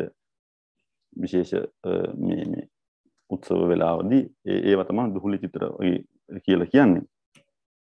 එතකොට තවත් වර්ගීකරණයෙන් අපිට හම්බ වෙනවා මේ වගේ රස චිත්‍ර, දුහුලි චිත්‍ර, නාල ඒ ශිල්ප රත්නයේම තවත් වර්ගීකරණයක් කරන අවස්ථාවක්. එතකොට මේ චිත්‍රවල කටුසටහන නෙවෙයි ඇත්තටම මේ අර අපි කලින් කිව්වා මේ මෙතනින් කියනනේ කිසියම් වස්තුවක දල සටහනකින් පමණක් යුක්ත වූ චිත්‍රය කියලා. දල සටහන කියනින් අදහස් කළේ කටුසටහන කියන එක නෙවෙයි. අර චිත්‍රයේ සම්පූර්ණයෙන්ම ඒ තියෙන විදිහට අඳින්න නැතුව නේද? ඒකේ යම් කිසි සමීප පිටපතක් හදන එක තමයි මේ නාල කියලා කියන්නේ. සම්පූර්ණයෙන් මේ අර මේ දරපණ තලයක කියන්නේ ඒ හා සමාන චිත්‍රයක් අඳින්න නැතුව දල චිත්‍රයක් සකස් කරන මේ කටුසටහන කියන එක අර මූලික සැකස්ම. ඒක සඳහා වර්ණක හස්තලේඛ ප්‍රතිච්ඡන්ද වගේ වචන තමයි ශිල්ප ග්‍රන්ථවල පාවිච්චි වෙලා තියෙන්නේ. දැන් මේක තමයි කෝලම් කියලා කිව්වේ මේ අතින් අඳින රූප විශේෂයක්. දැන් චිත්‍ර ශිල්පය සම්බන්ධයෙන් ගත්තාම විෂ්ණු ධර්මෝත්තර පුරාණයේ මෙන්න මේ වගේ මූලධර්ම ඉදිරිපත් කරලා තියෙනවා. නියමිත ඉරියව්ව ශිල්පියා ඒක තීරණය කරන්නේ. ඊට පස්සේ අනුපාතය. දැන් අනුපාතය කියන එක ඇත්තටම මේ ශිල්ප ග්‍රන්ථවලත් අර ප්‍රතිමාවලට වගේ අනුපාතයන් ඉදිරිපත් කරනවා. විශේෂ ඔය දේව පිළිම වගේ දේවල් ඉදි කරනකොට ඒවට නියමිත කිසියම් විදිහක අනුපාතයක් මිනුම් තියෙනවා. ඊට අමතරව ශිල්පියාට තියෙන නිදහසක් පවතින අවකාශය පාවිච්චි කරලා ඒ තියෙන ඉඩත් එක්ක සහ එයාගේ අවශ්‍යතාවය අනුව ඒවා නිර්මාණය කරන්න. එතකොට මේ ලාලිත්‍ය වගේ දේවල් සුසන්ධානය ඒ අවයව අතර තියෙන්න ඕන සම්බන්ධය මනා ගැළපීම සාදෘශ්‍ය කියලා කිව්වේ අපි අර ඉස්සෙල්ලා කතා කරා වගේ තාත්විකත්වය ක්ෂය වෘද්ධි කියලා කිව්වේ මේ අර වර්ණ පාවිච්චි කිරීමේදී මේ පර්යාලෝක න්‍යාය නේද? එතකොට දුර තියෙන දේවල් ළඟ තියෙන දේවල් කොහොමද වර්ණ හරහා නිරූපණය කරන්නේ? එතකොට තද වර්ණ පාවිච්චි කරන්නේ කොයි වගේ තැන්වලද? ලා වර්ණ පාවිච්චි කරන්නේ කොයි වගේ තැන්වලදද? ඒවා පිළිබඳව නියම මේවා ඉදිරිපත් කරලා තියෙනවා. මේ විෂ්ණු ධර්මෝත්තර පුරාණෙත් මේ ගැන සාකච්ඡා කරනවා. ඒ වගේම මේ සමරංගන සූත්‍රධාර කියන ශිල්ප ග්‍රන්ථයේදීත් මේ චිත්‍ර ශිල්පයට අදාළ මූලධර්ම කිහිපයක් සාකච්ඡා කරන වර්තිකා භූමි බන්ධන ලේප්‍ය රේඛා කර්ම කර්ෂ කර්ම නැත්නම් වර්ණ කර්ම කියලා සමහර විචාරකයෝ ඒකට අර්ථ දක්වන්නේ වර්තනා ලේඛන ද්විච කර්ම ඒ වගේ. එතකොට දැන් මේ වර්තිකා කියලා කියන්නේ මේ වර්තිකය ඇතුළෙම අතන මේ වර්තිකා තූලිකා ලේඛනී කියලා කියන්නේ මේ උපකරණ චිත්‍ර අඳින්න ඕන. වර්තිකා කියලා කියන අර අපි කියපු කටුසටහන ඇඳ ගන්න පාවිච්චි කරපු කිසියම් විදිහක මේ හුණු කූරක් වගේ එකක් ඒක හදාගන්න හැටි තමයි වර්තිකා කියන කොටසෙදි කතා කරන්නේ. ඒක හදාගන්න හැටි, ඒක පාවිච්චි කරන්න හැටි. තූලිකා කියලා කියන්නේ පින්සලක්, පින්සල්. එතකොට ලේඛනී කියලා කියන්නේ ඒ පින්සල් විශේෂයක්ම තමයි අර රේඛා වගේ වඳින්න පාවිච්චි කරන්නේ. එතකොට භූමි බන්ධන කියලා කියන්නේ මේ චිත්‍ර අඳින බිත්තිය හරි නේද ලීයක හරි ඒ අඳින මේ පසුබිම සකස් කරගන්න එක. එතකොට කුඩ්ඩේ භූමි බන්ධන, පට්ට භූමි බන්ධන, පට භූමි බන්ධන ඔය ආදි වශයෙන් අතර මේවා සකස් කරගන්න හැටි, දැන් මේ වර්තිකා වුණත් ඒවා හදාගන්න හැටි, ඒවට ගන්න ඕන අමුද්‍රව්‍ය, ඒ වගේ දේවල් පිළිබඳව කතා පින්සල හදාගන්න හැටි. දැන් නේද අද වගේ අපිට කඩෙන් ගිහිල්ලා අරගෙන සායන් අරගෙන පින්සල් අරගෙන එහෙම අපිට මේ ක්‍රමයක් නැහැ නේ කාලේ. එතකොට මේ ශිල්පියා මේ හැමදේම දැනගෙන තියෙන්න ඕන. එතකොට මේ හැමදේටම අවශ්‍ය කරන උපක්‍රම මේ උපදෙස් ටික මේ කෘතිවල තියෙනවා. එතකොට මේ වර්තිකා කියන්නේ මේ අර කටුසටහන අඳින්න අවශ්‍ය කරන ඒ කූර හදාගන්න එකේ ඉඳලා ඒ උපකරණ සකස් කරගන්න එකේ ඉඳලා විස්තර කරනවා. ඒ හැම එකටම අදාළ මූලධර්ම. එතකොට මේ බිත්තිය කඳිනවා නම් ඒ බිත්තිය සකස් කරගන්නේ කොහොමද කියන එක තමයි කුඩ්ඩේ භූමි බන්ධන කියන්නේ. පට්ට භූමි බන්ධන කියලා කියන්නේ මේ දැවවල නම් අඳින්නේ ඒක සකස් කරගන්න හැටි. ඊට පස්සේ රෙද්දක නම් අඳින්නේ ඒක සකස් කරගන්න හැටි පට භූමි බන්ධන කියලා. ඊට පස්සේ මේ ලේප්‍ය කියලා කිව්වේ මේ ඒ ඕන එකක මතු පිට සකස් කරගන්න හැටි. ඒක දැන් මතු පිට කියන්නේ ඒක මේ උපමට්ටම් කරලා අර පින්සලකින් අඳින්න පුළුවන් වෙන මට්ටම ගොරෝසු නැතුව සිනිඳු කරලා ඒ මතු පිට සකස් කරගන්න විදිය තමයි ලේප්‍ය කියලා කියන්නේ. ඊට පස්සේ ඒකේ රේඛා අඳින අර වර්තිකාව පාවිච්චි කරලා ඒකේ ඉස්සෙල්ලා දාලා කටුසටහන ගන්න එක තමයි රේඛා කර්ම. ඊට පස්සේ වර්ණ කර්ම කියලා කියන්නේ මේ වර්ණ. එතකොට එකක් වර්ණ හදාගන්න හැටි දැනගන්න තියෙන්න ඕනේ. ඒක කවලම් කරන හැටි දැනගන්නත් ඕනේ. ඊට පස්සේ ඒක පාට කරන හැටි දැනගන්නත් ඕනේ. ඊට පස්සේ මේ අක්ෂය වෘද්ධි වර්තනා කියන පර්යාලෝක න්‍යාය කියන එක අඳුර සහ ආලෝකය දුර සහ සමීප බව පෙන්වන විදිහ ඒවට අදාළ මූලධර්ම. ඊට පස්සේ මේ ලේඛන සහ ද්විච කර්ම කියලා කියන්නේ ඊට පස්සේ සම්පූර්ණයෙන් පාට කරලා ඉවරුණාට පස්සේ නැවත මේ මෙතන මේවා ගැන අර්ථකථන කිහිපයක් තියෙනවා. දැන් මේ එක අර්ථකථනයක් තමයි මේ ලේඛ කර්ම නැත්නම් පාට කරලා ඉවරුණාට පස්සේ ලාපහැයකින් ඒ රේඛා නැත්නම් ලකුණු කරනවා. ඊට පස්සේ තද පැහැයක් අරගෙන අවසානයේ ඒක උඩ නැවත මේ අදාළ තැන්වලදී ඒක තද පැහැයකින් කළු පැහැයෙන් වගේ සලකුණු කිරීම තමයි ද්විච කර්ම කියන්නේ කියලා සමරංග මේ විචාරකයෝ ඉදිරිපත් කරනවා. අතරම දැන් මේ ඉදිරිපත් කරන මූලධර්ම හම්බෙලා තියෙන චිත්‍ර පැරණි චිත්‍රත් එක්ක සංසන්දනය කරලා තියෙන. දැන් උදාහරණයක් විදිහට අශෝකේ භට්ටාචාර්ය වගේ විචාරකයෝ මේ අජන්තා ගුහා චිත්‍රත් එක්ක මේ කියන සමරංගන සූත්‍රධාර ඉදිරිපත් කරන මූලධර්ම හිම සංසන්දනය කරලා තියෙනවා. මේවා පාවිච්චි වෙලා තියෙනවා. ඉතින් ඒ හින්දා මේවා මේ ශිල්පීන් භාවිත කරපු මූලධර්ම හැටියට අපිට සලකන්න පුළුවන්. එතකොට මේ අජන්තා චිත්‍ර කිහිපයක් මේ තියෙන්නේ.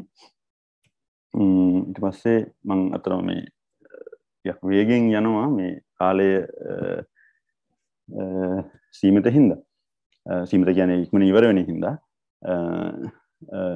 එතකොට වාස්තු විද්‍යාව සම්බන්ධයෙන් දීර්ඝ කතා කරන්න නැතුව එක කරුණක් විතරක් අපිට ටිකක් වැඩියෙන් සමීප මේ ස්තූප වාස්තු විද්‍යාව පිළිබඳ කාරණා කිහිපයක් කතා කරන්න හිතුවේ.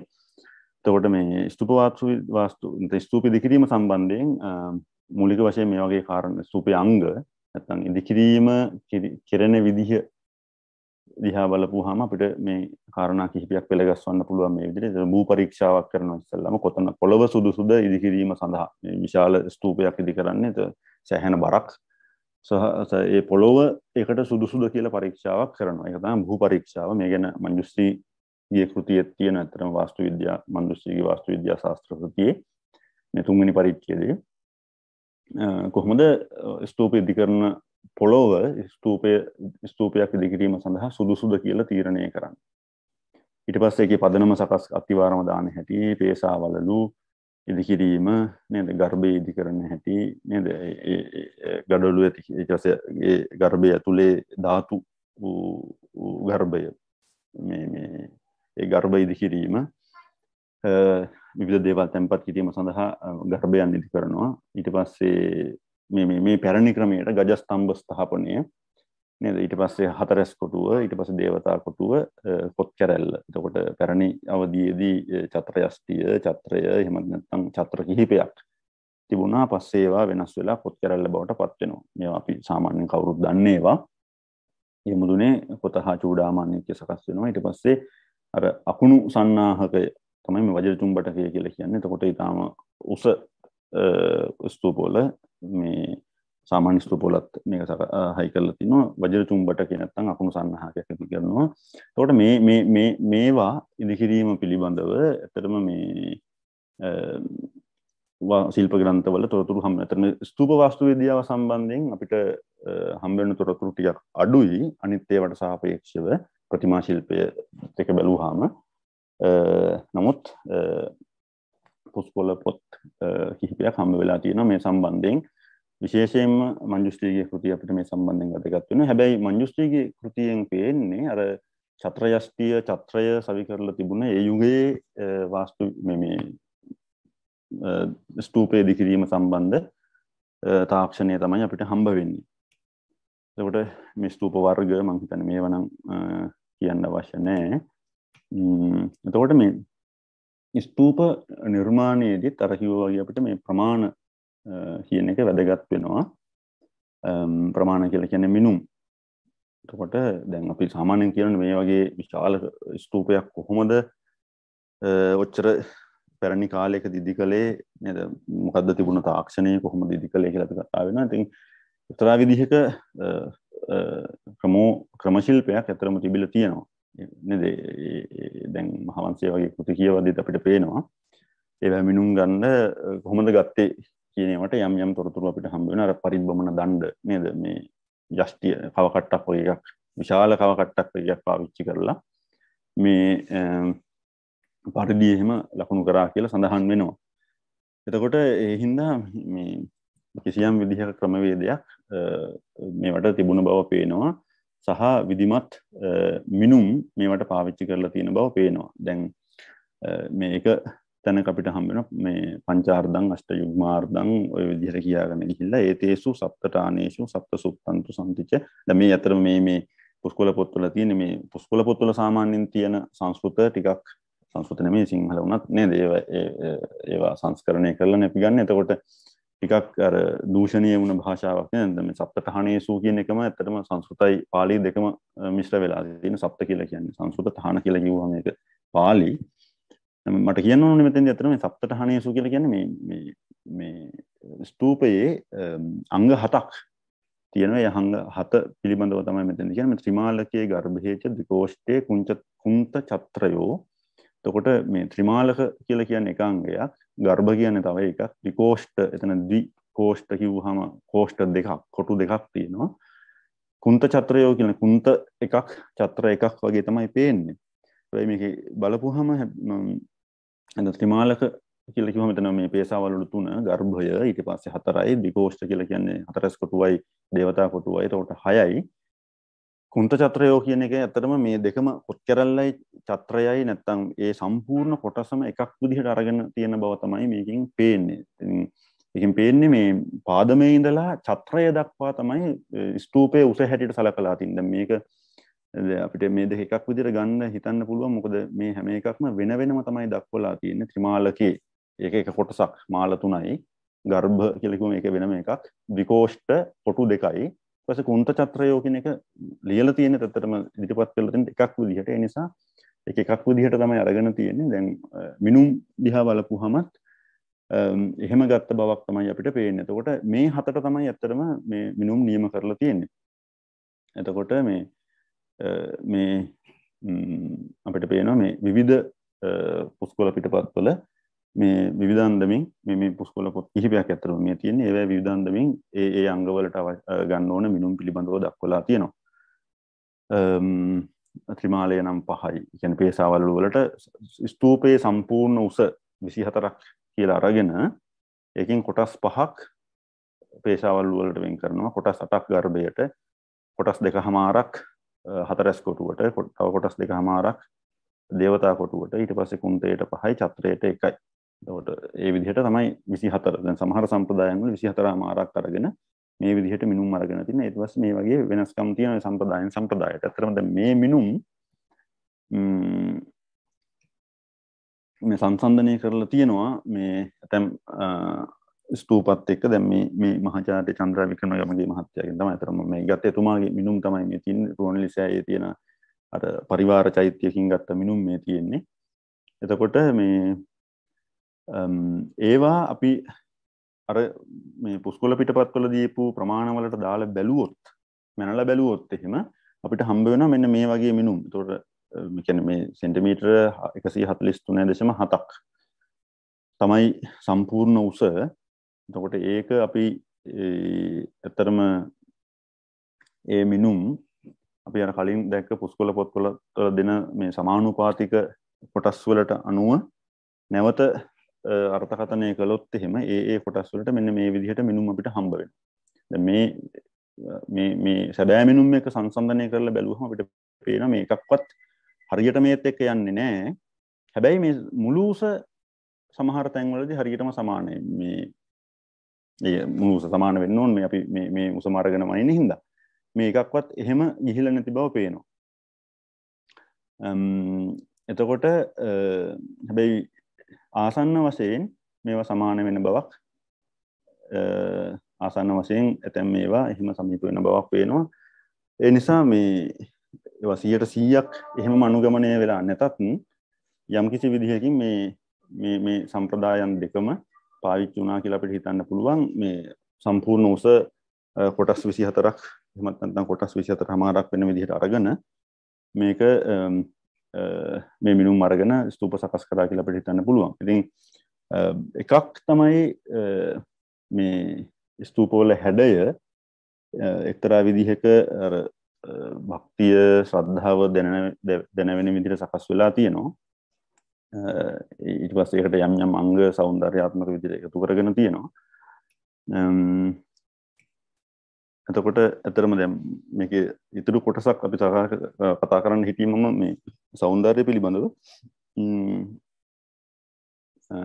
මම කෙටියෙන් ඇත්තට විනාඩි කිහිපයක් අරගෙන මේ පිළිබඳව කාරණා කිහිපයක් විතරක් සාකච්ඡා කරන්න. දැන් මම මේ ටික ඇත්තටම ස්කිප් කරනවා මේ ಭಾರತೀಯ సౌందර්යවාදයේ කියන මොන වගේ අදහස් ඉදිරිපත් වෙලා තියෙන්නේ කියලා. අපි කෙලින්ම ශිල්ප ග්‍රන්ථ වලටම ගිහිල්ලා කතා කළොත් එහෙම දැන් අලංකාර ශාස්ත්‍රයේ දැන් කාව්‍ය නිර්මාණය ගැන එහෙම කතා කරනකොට අලංකාර ශාස්ත්‍රයේ මේ ප්‍රතිභා සතතාභ්‍යාසය ව්‍යුත්පත්ති මේවා කාව්‍ය හේතු යම්කිසි නිර්මාණයක් සිද්ධ වීම සඳහා අත්‍යවශ්‍යම තියෙන ඕන කාරණා විදිහට සලකලා තියෙන්නේ. එතකොට දැන් ශිල්ප ග්‍රන්ථවලදීත් ඇත්තටම මේ කාරණය පිළිගන්න බව තමයි අපිට පේන්නේ. කියන්නේ ඇත්තටම ශිල්ප ග්‍රන්ථවලදී මේ නිර්මාණ හේතු නැත්තම් ඉදිකිරීමක් එන්නේ කොහෙන්ද? ශිල්පියාට ඉදිකිරීම එන්නේ කොහෙන්ද කියලා සාකච්ඡා කරන්නේ නැහැ. ඒ ගැන එහෙම අපිට කෙලින්ම කතා කරපු තැනක් අපිට එහෙම හම්බ වෙන්නේ නැහැ. කියන්නේ මට එහෙම හම්බ වෙලා නැහැ. නමුත් දැන් මේ ව්‍යුත්පත්තිය සහ සතතාභ්‍යාස කියන දෙක අපි මෙතෙක් කතා කරපු හැම එකක්ම අයිති වෙන්නේ ඇත්තටම සතතාභ්‍යාසය සහ ව්‍යුත්පත්ති කියන ගණයට තමයි. කියන්නේ ශිල්පීය මූලධර්ම පිළිබඳ දැනුම සහ පළපුරුද්ද. මේ දෙකම ඇත්තටම නිර්මාණ ශිල්පියාට තියෙන්න ඕන කියන එක ශිල්ප ග්‍රන්ථ පිළිගන්නවා. ඊට පස්සේ ප්‍රතිභා කියන එක ශිල්පියා ප්‍රතිභා කියන වචනේ පාවිච්චි කරන්නේ නැති වුණාට ශිල්ප ග්‍රන්ථ ඒක පාවිච්චි කරන්නේ නැති වුණාට අපිට බොහෝ තැන්වල මේ ඒක ශිල්පියා තීරණය කරන්න ඒක සුදුසු පරිදි ශිල්පියා සුදුසු පරිදි ඒකේ හැඩය ප්‍රමාණය නැත්නම් යතහ සෝභං අන්න ඒ වගේ වචන පාවිච්චි මේ සෝභාව ඇතිවන පරිදි මේ සුදුසු පරිදි ඒක පාවිච්චි කරන්න කියලා දැන් මේක බැලු බැලමටම මේ ෆ්‍රේම් එකක් හදලා රාමුවක් හදලා සිද්ධාන්ත ටිකක් දීලා මෙන්න මෙහෙමම කරන්න කියලා ශිල්පියාට කිව්වා වගේ තමයි අපිට පේන්නේ.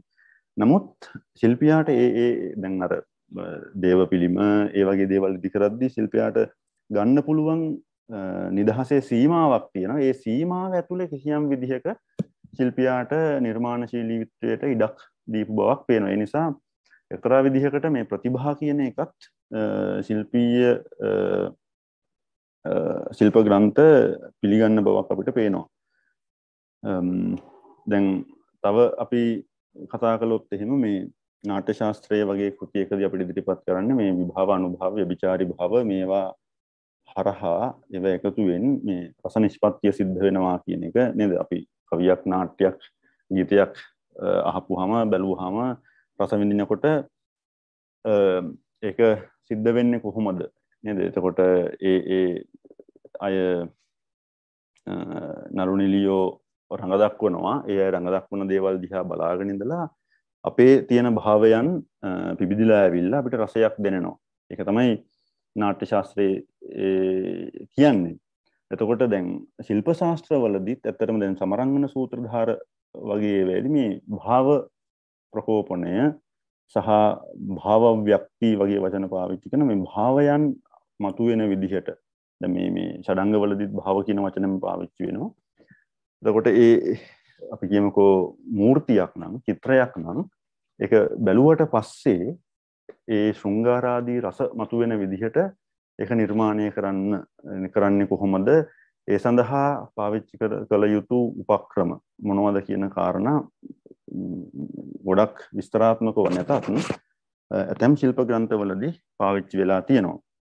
දැන් උදාහරණයක් විදිහට මේ කියනවා මේ විවිධ වර්ණ පාවිච්චි කරපුවාම ඒවා මොන භාවවලටද සම්බන්ධ වෙන්නේ? දැන් රති භාවය සඳහා ශ්‍යාම වර්ණ, හාස සඳහා සුදු පැහැය, ශෝක සඳහා අලු පැහැය, ක්‍රෝධ සඳහා රතු පැහැය ඔය ආදි වශයෙන් පෙන්වනවා මේ භාව හා වර්ණ අතර තියෙන සම්බන්ධය. එතකොට මේ වර්ණ පාවිච්චි කරන ශිල්පියෙකුට ඒ සුදුසු පරිදි ඒ විවිධ භාවයන්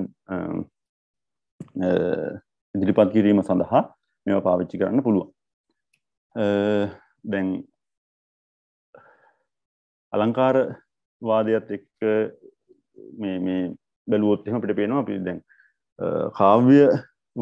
කාව්‍යයේදී අලංකාර කියලා කියන්නේ ඇත්තටම එක එක්කෙනාට ඇත්තටම වෙනස් වෙන. දැන් බාමහ වගේ කෙනෙක් ගත්තොත් කාව්‍ය ආකෘතික සැරසිලි මේ බාහිර දේවල් ඒක අවශ්‍යම සමහර කෙනෙක් කියනවා මේ අලංකාර කියන ඒවා අවශ්‍යම තියන්න ඕන ඒවා නෙමෙයි බාහිර සැලසිලි. එතකොට කාව්‍ය තියෙනවා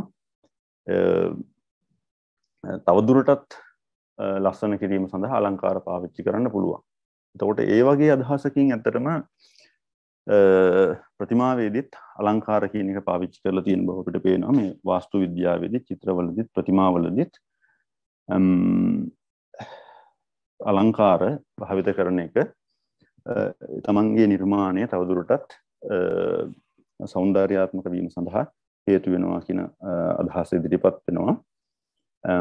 විශේෂයෙන් දැන් ඔය ආභරණ වගේ දේවල් ඊට පස්සේ විවිධ උපකරණ වගේ දේවල් පාවිච්චි කරද්දී ඒ පිළිබඳව එහෙම ඉදිරිපත් කරන තැන්වලදී ඒවා එක්තරා විදිහකට අලංකාර හැටියට තමයි වාස්තු විද්‍යාවේ කියන්නේ ශිල්ප ග්‍රන්ථවලදී අපිට හම්බ වෙන්නේ. එතකොට එකක් ඍජු අලංකාර කෙලින්ම ඒවා අලංකාර විදිහ වෙනවා. ඊට පස්සේ මේ උපචාරාර්ථ අලංකාර කියලා කියන්නේ එතකොට කෙලින්ම අපි බාහිරින් එකතු කරන්නේ නැති වුණත් ඔය හාව භාව ලීලා කියලා අපි ඉස්සෙල්ලා කිව්ව ලාවන්‍ය යෝජන වගේ දේවලුත් එක්තරා විදිහකට අලංකාර හැටියට ශිල්ප ග්‍රන්ථවලදී හඳුනා ගන්නවා. දැන් මේ තව දුරටත් ගිහිල්ලා බැලුවොත් එහෙම මේ අපි කාව්‍යවල අපිට හම්බ වෙන මේ විවිධ උපමා වගේ දේවල් විවිධ යෙදුම් ඒ විදිහටම ශිල්ප ග්‍රන්ථවලදීත් අපිට හම්බ වෙන. දැන් උදාහරණයක් කිව්වොත් එහෙම නළල අඩසඳකට උපමා කරනවා කවියේදී. මුහුණ කුන්සඳකට උපමා කරනවා ඇස් නැලුම් ප්‍රතිවලට ඇහිබිමි දිය දුන්න නේද? එතකොට හම්මුල් දර්පණ තලය ඔය ආදි වශයෙන් අපිට හම්බ වෙනවා මේ විවිධ මේ නිර්දේශ. නැත්තම් පොදුවේ ගත්තොත් කවියෝ මේ යම් යම් නිරූපණයන් කිරීම සඳහා පාවිච්චි කරපු යම් කාව්‍ය ප්‍රයෝග තියෙනවා. අපි ඒවට කියනවා උපමා හරි රූපක හරි ඒ වගේ දේවල් පාවිච්චි කරනවා. දැන් ශිල්ප ග්‍රන්ථවලදීත් ඇත්තටම යම් ශරීර අවයව වගේ දේවල් නිර්මාණය කිරීම ගැන කියද්දී ඒවයි හැඩය ගැන කියද්දී මේ වගේ දේවල් කියන උදාහරණයක් විදිහට කිව්වොත් එහෙම ශාරිපුත්‍රයේදී කියනවා ප්‍රතිමාවේ ඇහිබැම දුන්නකාකාරයෙන් නිර්මාණය කරන්න කියලා. එතකොට නළල චන්ද්‍රාකෘතිය නේද? සඳක ස්වභාවයට සඳ කලාවක ස්වභාවයට නිර්මාණය කරන්න. එතන මේ වගේ එතන උපදේශයන් දීලා තියෙනවා ශිල්ප ග්‍රන්ථවල. එතකොට මේ අර කාව්‍යවලදී අපි දකින දේවල් කාව්‍යයේදී සෞන්දර්ය මතු කිරීම සඳහා නැත්නම් කවියෙන් අපි බලාපොරොත්තු වෙන ආස්වාදය ජනිත කිරීම සඳහා කවියෝ පාවිච්චි කරපු දේවල් ඇතරම මේ නිර්මාණ හරහා ප්‍රතිමා චිත්‍ර වගේ නිර්මාණ හරහත් මතු කිරීම සඳහා එවැනි උපක්‍රම ඒ කියන්නේ කවියෝ කරපු දේවල් 100%ක් එහෙමම ශිල්පීන්ට කරන්න බෑ.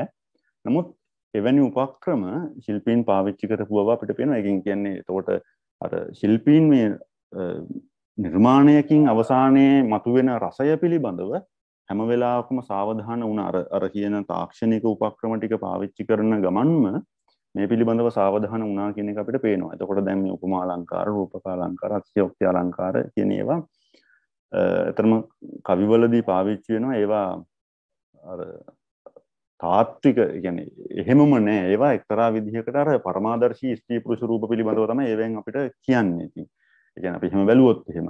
එතකොට ලස්සනම කෙනා මෙන්න මේ විදිහේ කෙනෙක් මෙන්න මේ විදිහේ අංගපසංග තියෙනවා. ඒවට ගැලපෙන විදිහේ උපමා රූපක අලංකාර උපමා රූපක වගේ දේවල් තමයි පාවිච්චි කරන්නේ. එතකොට එක්තරා විදිහකට බලපුවාම ශිල්ප ග්‍රන්ථවලදීත් මේ පරමාදර්ශී රූප පිළිබඳව තමයි කතා කරන්නේ. එතකොට ඒවට ගැලපෙන විදිහේ මිනුම් වර්ණ හැඩතල නිර්දේශ කිරීමක් තමයි අපිට පේන්නේ. එතකොට මේ ගුණ රීතිවාද එක තව මේ අර දැන් ಭಾರತೀಯ සෞන්දර්යවාදය ගැන කතා කරද්දී ඇත්තටම අපිට මේ රසධ්වනිවාද, ගුණ රීතිවාද, අලංකාරවාද ඒ වගේ ඒවාත් එකම කතා කරන්න වෙන්නේ. දැන් විශේෂයෙන්ම මේ මෙතෙන්දී මේ වාමන මේ ඇත්තටම කතා කරනවා මේ චිත්‍රයේ මූලික කටුසටහන හරියට කවියක ශබ්දයයි අර්ථයයි දෙක වගේ කියලා. චිත්‍රයේ වර්ණ සංයෝජනය හා රේඛා, ගුණ හා අලංකාර වගේ චිත්‍රයේ රේඛාවේ රිද්මය, කාව්‍ය රීතිය බවට පත් වෙනවා. මේ වගේ කාරණා පිළිබඳව කතා කරනවා. දැන් විශේෂයෙන්ම මේකෙදී අපිට පේනවා මේ ප්‍රතිමා ලක්ෂණ වගේ කෘතියකට ගිහිල්ලා බලපුවාම මේ ගුණ දෝෂ කියලා වෙනම ලිස්ට් එකක් ඇත්තටම අපිට තියෙනවා. එතකොට දැන් අර කාව්‍ය විචාරකියොත් කවියක තියෙන්න ඕන ගුණ මෙන්න මේවා, කවියක තියෙන දෝෂ මෙන්න තියෙන්න පුළුවන් දෝෂ මෙන්න මේවා. ඒ හින්දා ගුණ අනිවාර්යෙන් අතුල් කරන්න, දෝෂ බැහැර කරන්න එහෙම නිර්දේශ කරනවා වගේ මේ අපිට ප්‍රතිමා ලක්ෂණ වගේ ශිල්ප ග්‍රන්ථයකට ගිහිල්ලා බලපුවහම අපිට පේනවා මේ ප්‍රතිමාවක තියෙන්න ඕන ගුණ මෙන්න මේවා, තිබිය හැකි දෝෂ මේවා. ඒ හින්දා ගුණ ඇතුළත් කරන්න ඕන, දෝෂ බැහැර කරන්න ඕන කියලා. එතකොට මේ වගේ ලිස්ට් එකක් ප්‍රතිමා මාන ලක්ෂණ වලදී ගුණ දෝෂ සම්බන්ධයෙන් අපිට හම්බ වෙනවා. මේ මෙතන වාමන ආනන්දවර්ධන මම්මට නෙමෙයි මේවා ඉදිරිපත් කරන්නේ. ඒ අය මේ යම් කිසි දෙයක් ගුණයක් වෙන්නේ ප්‍රකරණය අනුව, දෝෂයක් වෙන්නේ ප්‍රකරණය අනුව කියලා කතා කරනවා. නමුත් මේ ප්‍රතිමා ශිල්පයේදී අර අපි කියවනේ ඒ ඉදිකරන ප්‍රතිමාව අනුව තමයි ඒක තීරණය වෙන්නේ. දේව ප්‍රතිමාවක් නම් ඒ ගුණමම තමයි, දෝෂ නම් දෝෂමම තමයි. ඒ අදහසින් තමයි මෙතන ප්‍රතිමා ලක්ෂණවලදී ගුණ සහ දෝෂ ඉදිරිපත් කරලා තියෙන මේ වගේ ගණනාවක් අපිට හම්බ වෙනවා. ඊට පස්සේ මේ චිත්‍රවල ගුණ හා දෝෂ කියලා කියන්නේ මොනවද කියලා චිත්‍ර සූත්‍රයේ චිත්‍ර සූත්‍රයේ සහ විෂ්ණු ධර්මෝත්තර පුරාණයේත් අපිට මේ වගේ ලිස්ට් එකක් හම්බ වෙනවා. සෞම්‍යත්වය, විවිධත්වය, මේ ගුණ මේ වගේ සහ දෝෂ, ඊට පස්සේ නොපැහැදිලි බව, විෂමත්වය, සන්ධානයෙන් තොරණ නිරූපණය මේ වගේ කාරණා ගණනාවක් සාකච්ඡා කරනවා. ඊට පස්සේ මේ අභිනව ගුප්ත වාස්තු විද්‍යාවත් සම්බන්ධ කරන්නේ මම හිතන්නේ කාලය ගත වුණ නිසා මේ ටික මම ඇත්තටම ඉදිරියට ගිහිල්ලා මේ අවසන් කරන්නම්. මේ ආකෘතිය සම්බන්ධයෙන්මුත් අපිට මේ වගේ කාරණා මේ යම් ඒවා මේ කතා කළා. දැන් පොදුවේ ගත්තොත් මේ සමස්තයක් විදියට ගත්තහම භාරතීය මේ ශිල්ප ග්‍රන්ථවල නැත්නම් සංස්කෘත ශිල්ප ග්‍රන්ථවල නිර්දේශයන් සහ අපිට පුරාවිද්‍යාත්මකව ලැබෙන මූලාශ්‍රයන් අපි දකින ඉදිකිරීම මේ වැයේදී කිසියම් විදිහක අවසාන අරමුණක් අපි අර කියපු මේ වාස්තු පුරුෂ නැත්නම් වාස්තු බ්‍රහ්ම කියන තැන නැත්නම් එක්තරා විදිහකට මේ ස්වභාව ධර්මයත් එක්ක කොහොමද මේ සුසංවාදයක් ගොඩනගා ගන්නේ කියන වගේ අදහසක් එන විදිහට තමයි මේ නිර්මාණය ඉදි කරලා තියෙන. ඒක තමයි මේ කියන්නේ කූට ප්‍රාප්තිය කියලා. දැන් උදාහරණයක් විදිහට කිව්වොත් එහෙම මේ දැන් මේ හිඳි බුද්ධ ප්‍රතිමාවක ඇත්තටම මිනුම් සකස් කරලා තියෙන එක්තරා විදිහකට මේ සමද්වීපාද ත්‍රිකෝණයක් සකස් වෙන ආකාරයට දැන් Hindu ශිව ප්‍රතිමාවේ මිනුම් අරගෙන තියෙන එක්තරා විදිහකට සමපාද ත්‍රිකෝණයක් නිර්මාණය වෙන ආකාරයට. එතකොට එක්තරා විදිහකට මේ අර කූට ප්‍රාප්තිය දැන් චෛත්‍යයක් අරගෙන බැලුවත් අන්තිමේටම විශාල පාදමකින් පටන්ගෙන අවසානයේ කොතකින් තමයි ඉවර වෙන්නේ. ඊට පස්සේ දේවාලයක අරගෙන බැලුවොත් අපිට පේන විශාල පාදමකින් පටන්ගෙන අවසානයේ කූටයකින් තමයි අවසන් වෙන්නේ. එතකොට ප්‍රතිමාවලත් ඒ ලක්ෂණය යම් ප්‍රමාණයකින් තියෙන. එතකොට දැන් මේ කිසියම් විදි දැන් අපි මේ වටදාගයක් ගත්තත් එහෙම නැත්නම් අර වෙනත් ඉදි කරලා තියෙන චෛත්‍ය ශාලා වගේ ඒවා නේද ප්‍රතිමාගර වගේ ඒවා දැන් මෙහෙම ගත්තම අවසානයේ කිසියම් විදිහක මේ කූටයක් නේ මේ කොච්චර අවසානයේ ගිහිල්ලා සියල්ලම එක තැනක එකතු වෙන තැනක් එන විදිහට තමයි මේක අවසන් කරලා තියෙන්නේ. එතකොට එක්තරා විදිහකට මේ විශ්වය සංකේතවත් කරන නැත්නම් මේ ගොඩක් ආගමික ගොඩනැගිලි වලින් මේ මානසික ඒකාග්‍රතාවය ඇති කරන තත්වයක් නිරූපණය කරන අදහසකින් මේවා සකස් වෙලා තියෙන බව තමයි කියන්නේ පොදුවේ ගත්තහම. දැන් මේ වටදාගයක ලක්ෂණ තමයි මේ තූපාරාම දාගබේ තියෙන මේ මූලික සැලැස්ම. එතන මේකේ ඒ වටදාගය නැත්නම් චෛත්‍යයේ මළුව සහ චෛත්‍යයේ පිහිටීම අපි හිතුවොත් නිකන් උඩ ඉඳලා බැලුවොත් එහෙම පේන විදිහ මේ විදිහට මේ සියල්ල එකිනෙකට සමපාත වෙලා මේක මේ පරමාදර්ශී එකක් මේ හැමතැනම එහෙම තියෙනවා කියන එක නෙමෙයි. නමුත් අවසානයේ මේ හරි මැදට පොත සකස් වෙන විදිහට මේ නැත්නම් දාගබේ පරිදියට මේ පොත මේ ලම්බක වෙන විදිහට තමයි ඒක සකස් වෙන්නේ අර පරමාදර්ශී විදිහට සකස් කළොත් එහෙම. ඉතින් ඒවෙන් පේන්නේ ඇත්තටම මේ කිසියම් විදිහක නිර්මාණයයි විශ්වයේ අතර සංවාදයක් ඇති කරන්න මහන්සි ගත්තා කියන එක ඇත්තටම මේක දීර්ඝව කතා කරන්න ඕන එකක්. දැන් මේ සමානුපාතික මිනුම් ඉදිරිපත් කරන එක අවයවයෙන් අවයවයට අනුපාතයක් සහිත මිනුම් දැක්වීම ඊට පස්සේ ඒවට ගැලපෙන විදිහේ වර්ණාදිය භාවිත කරන එක මේ ඔක්කොම ඇත්තටම නිර්දේශ කරන්නේ කිසියම් විදිහක මේ සුසංවාදයක් ඇති කිරීම සඳහා. දැන් මේ මොනවද මේ ශිල්ප ග්‍රන්ථවල ඉදිරිපත් කරන කරුණු වලින් අපිට පේනවා මේ එකක් තමයි දැන් කියන්නේ භූමිය තෝරගන්න ඕන. ඒ භූමියට අනුව තමයි ඊට පස්සේ වාස්තු ඉදි කරන්න ඕන. වාස්තු ඉදි කරනකොට ඒ සුදුසු දිශා ඊට පස්සේ ඒවැය ප්‍රමාණයන් ඒ නියමාකාරව ගන්න ඕන. ඊට පස්සේ අවයව අතර ඒ ප්‍රමාණයන් වල අනුපාතයන් තියෙන්න ඕන. ඊට පස්සේ අපි කියමු පිළිමයක් නම් පිළිමයයි ගොඩනැගිල්ල අතර කිසියම් විදිහක අනුපාතයක් තියෙන්න ඕන. ඒ මිනුම් අතර සම්බන්ධයක් තියෙන්න ඕන. අන්න ඒ විදිහේ මේ හැම එකක් අතරම කිසියම් විදිහක සම්බන්ධයක් ඇති කරන ඒවා ගැළපීමක් කරන ස්වභාවයක් මේ ශිල්ප ග්‍රන්ථවල තියෙනවා. කියන්නේ මූලික වශයෙන් ගත්තාම. එතකොට අවයව හා සමස්තය අතර සුසංවාදයක් තියෙනවා. ඒව ගැළපෙනවා.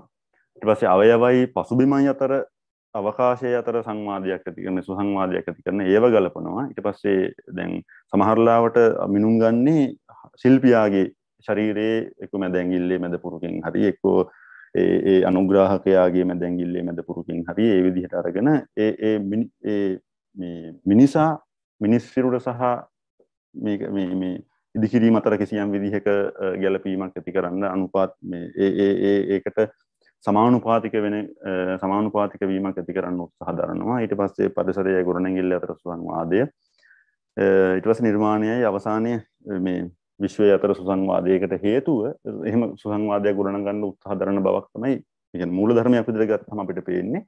ඒකට හේතුව තමයි මේ ಭಾರತೀಯ අදහස. එතකොට මේ සියල්ල විශ්වය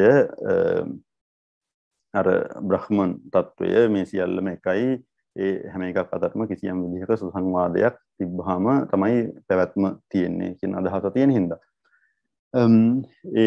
මේ කාරණා තමයි අතරම මූලික වශයෙන් මට අද කියන්න ඕන උනේ. මම අවසන් කරන හැමදෙනාටම ස්තුතියි.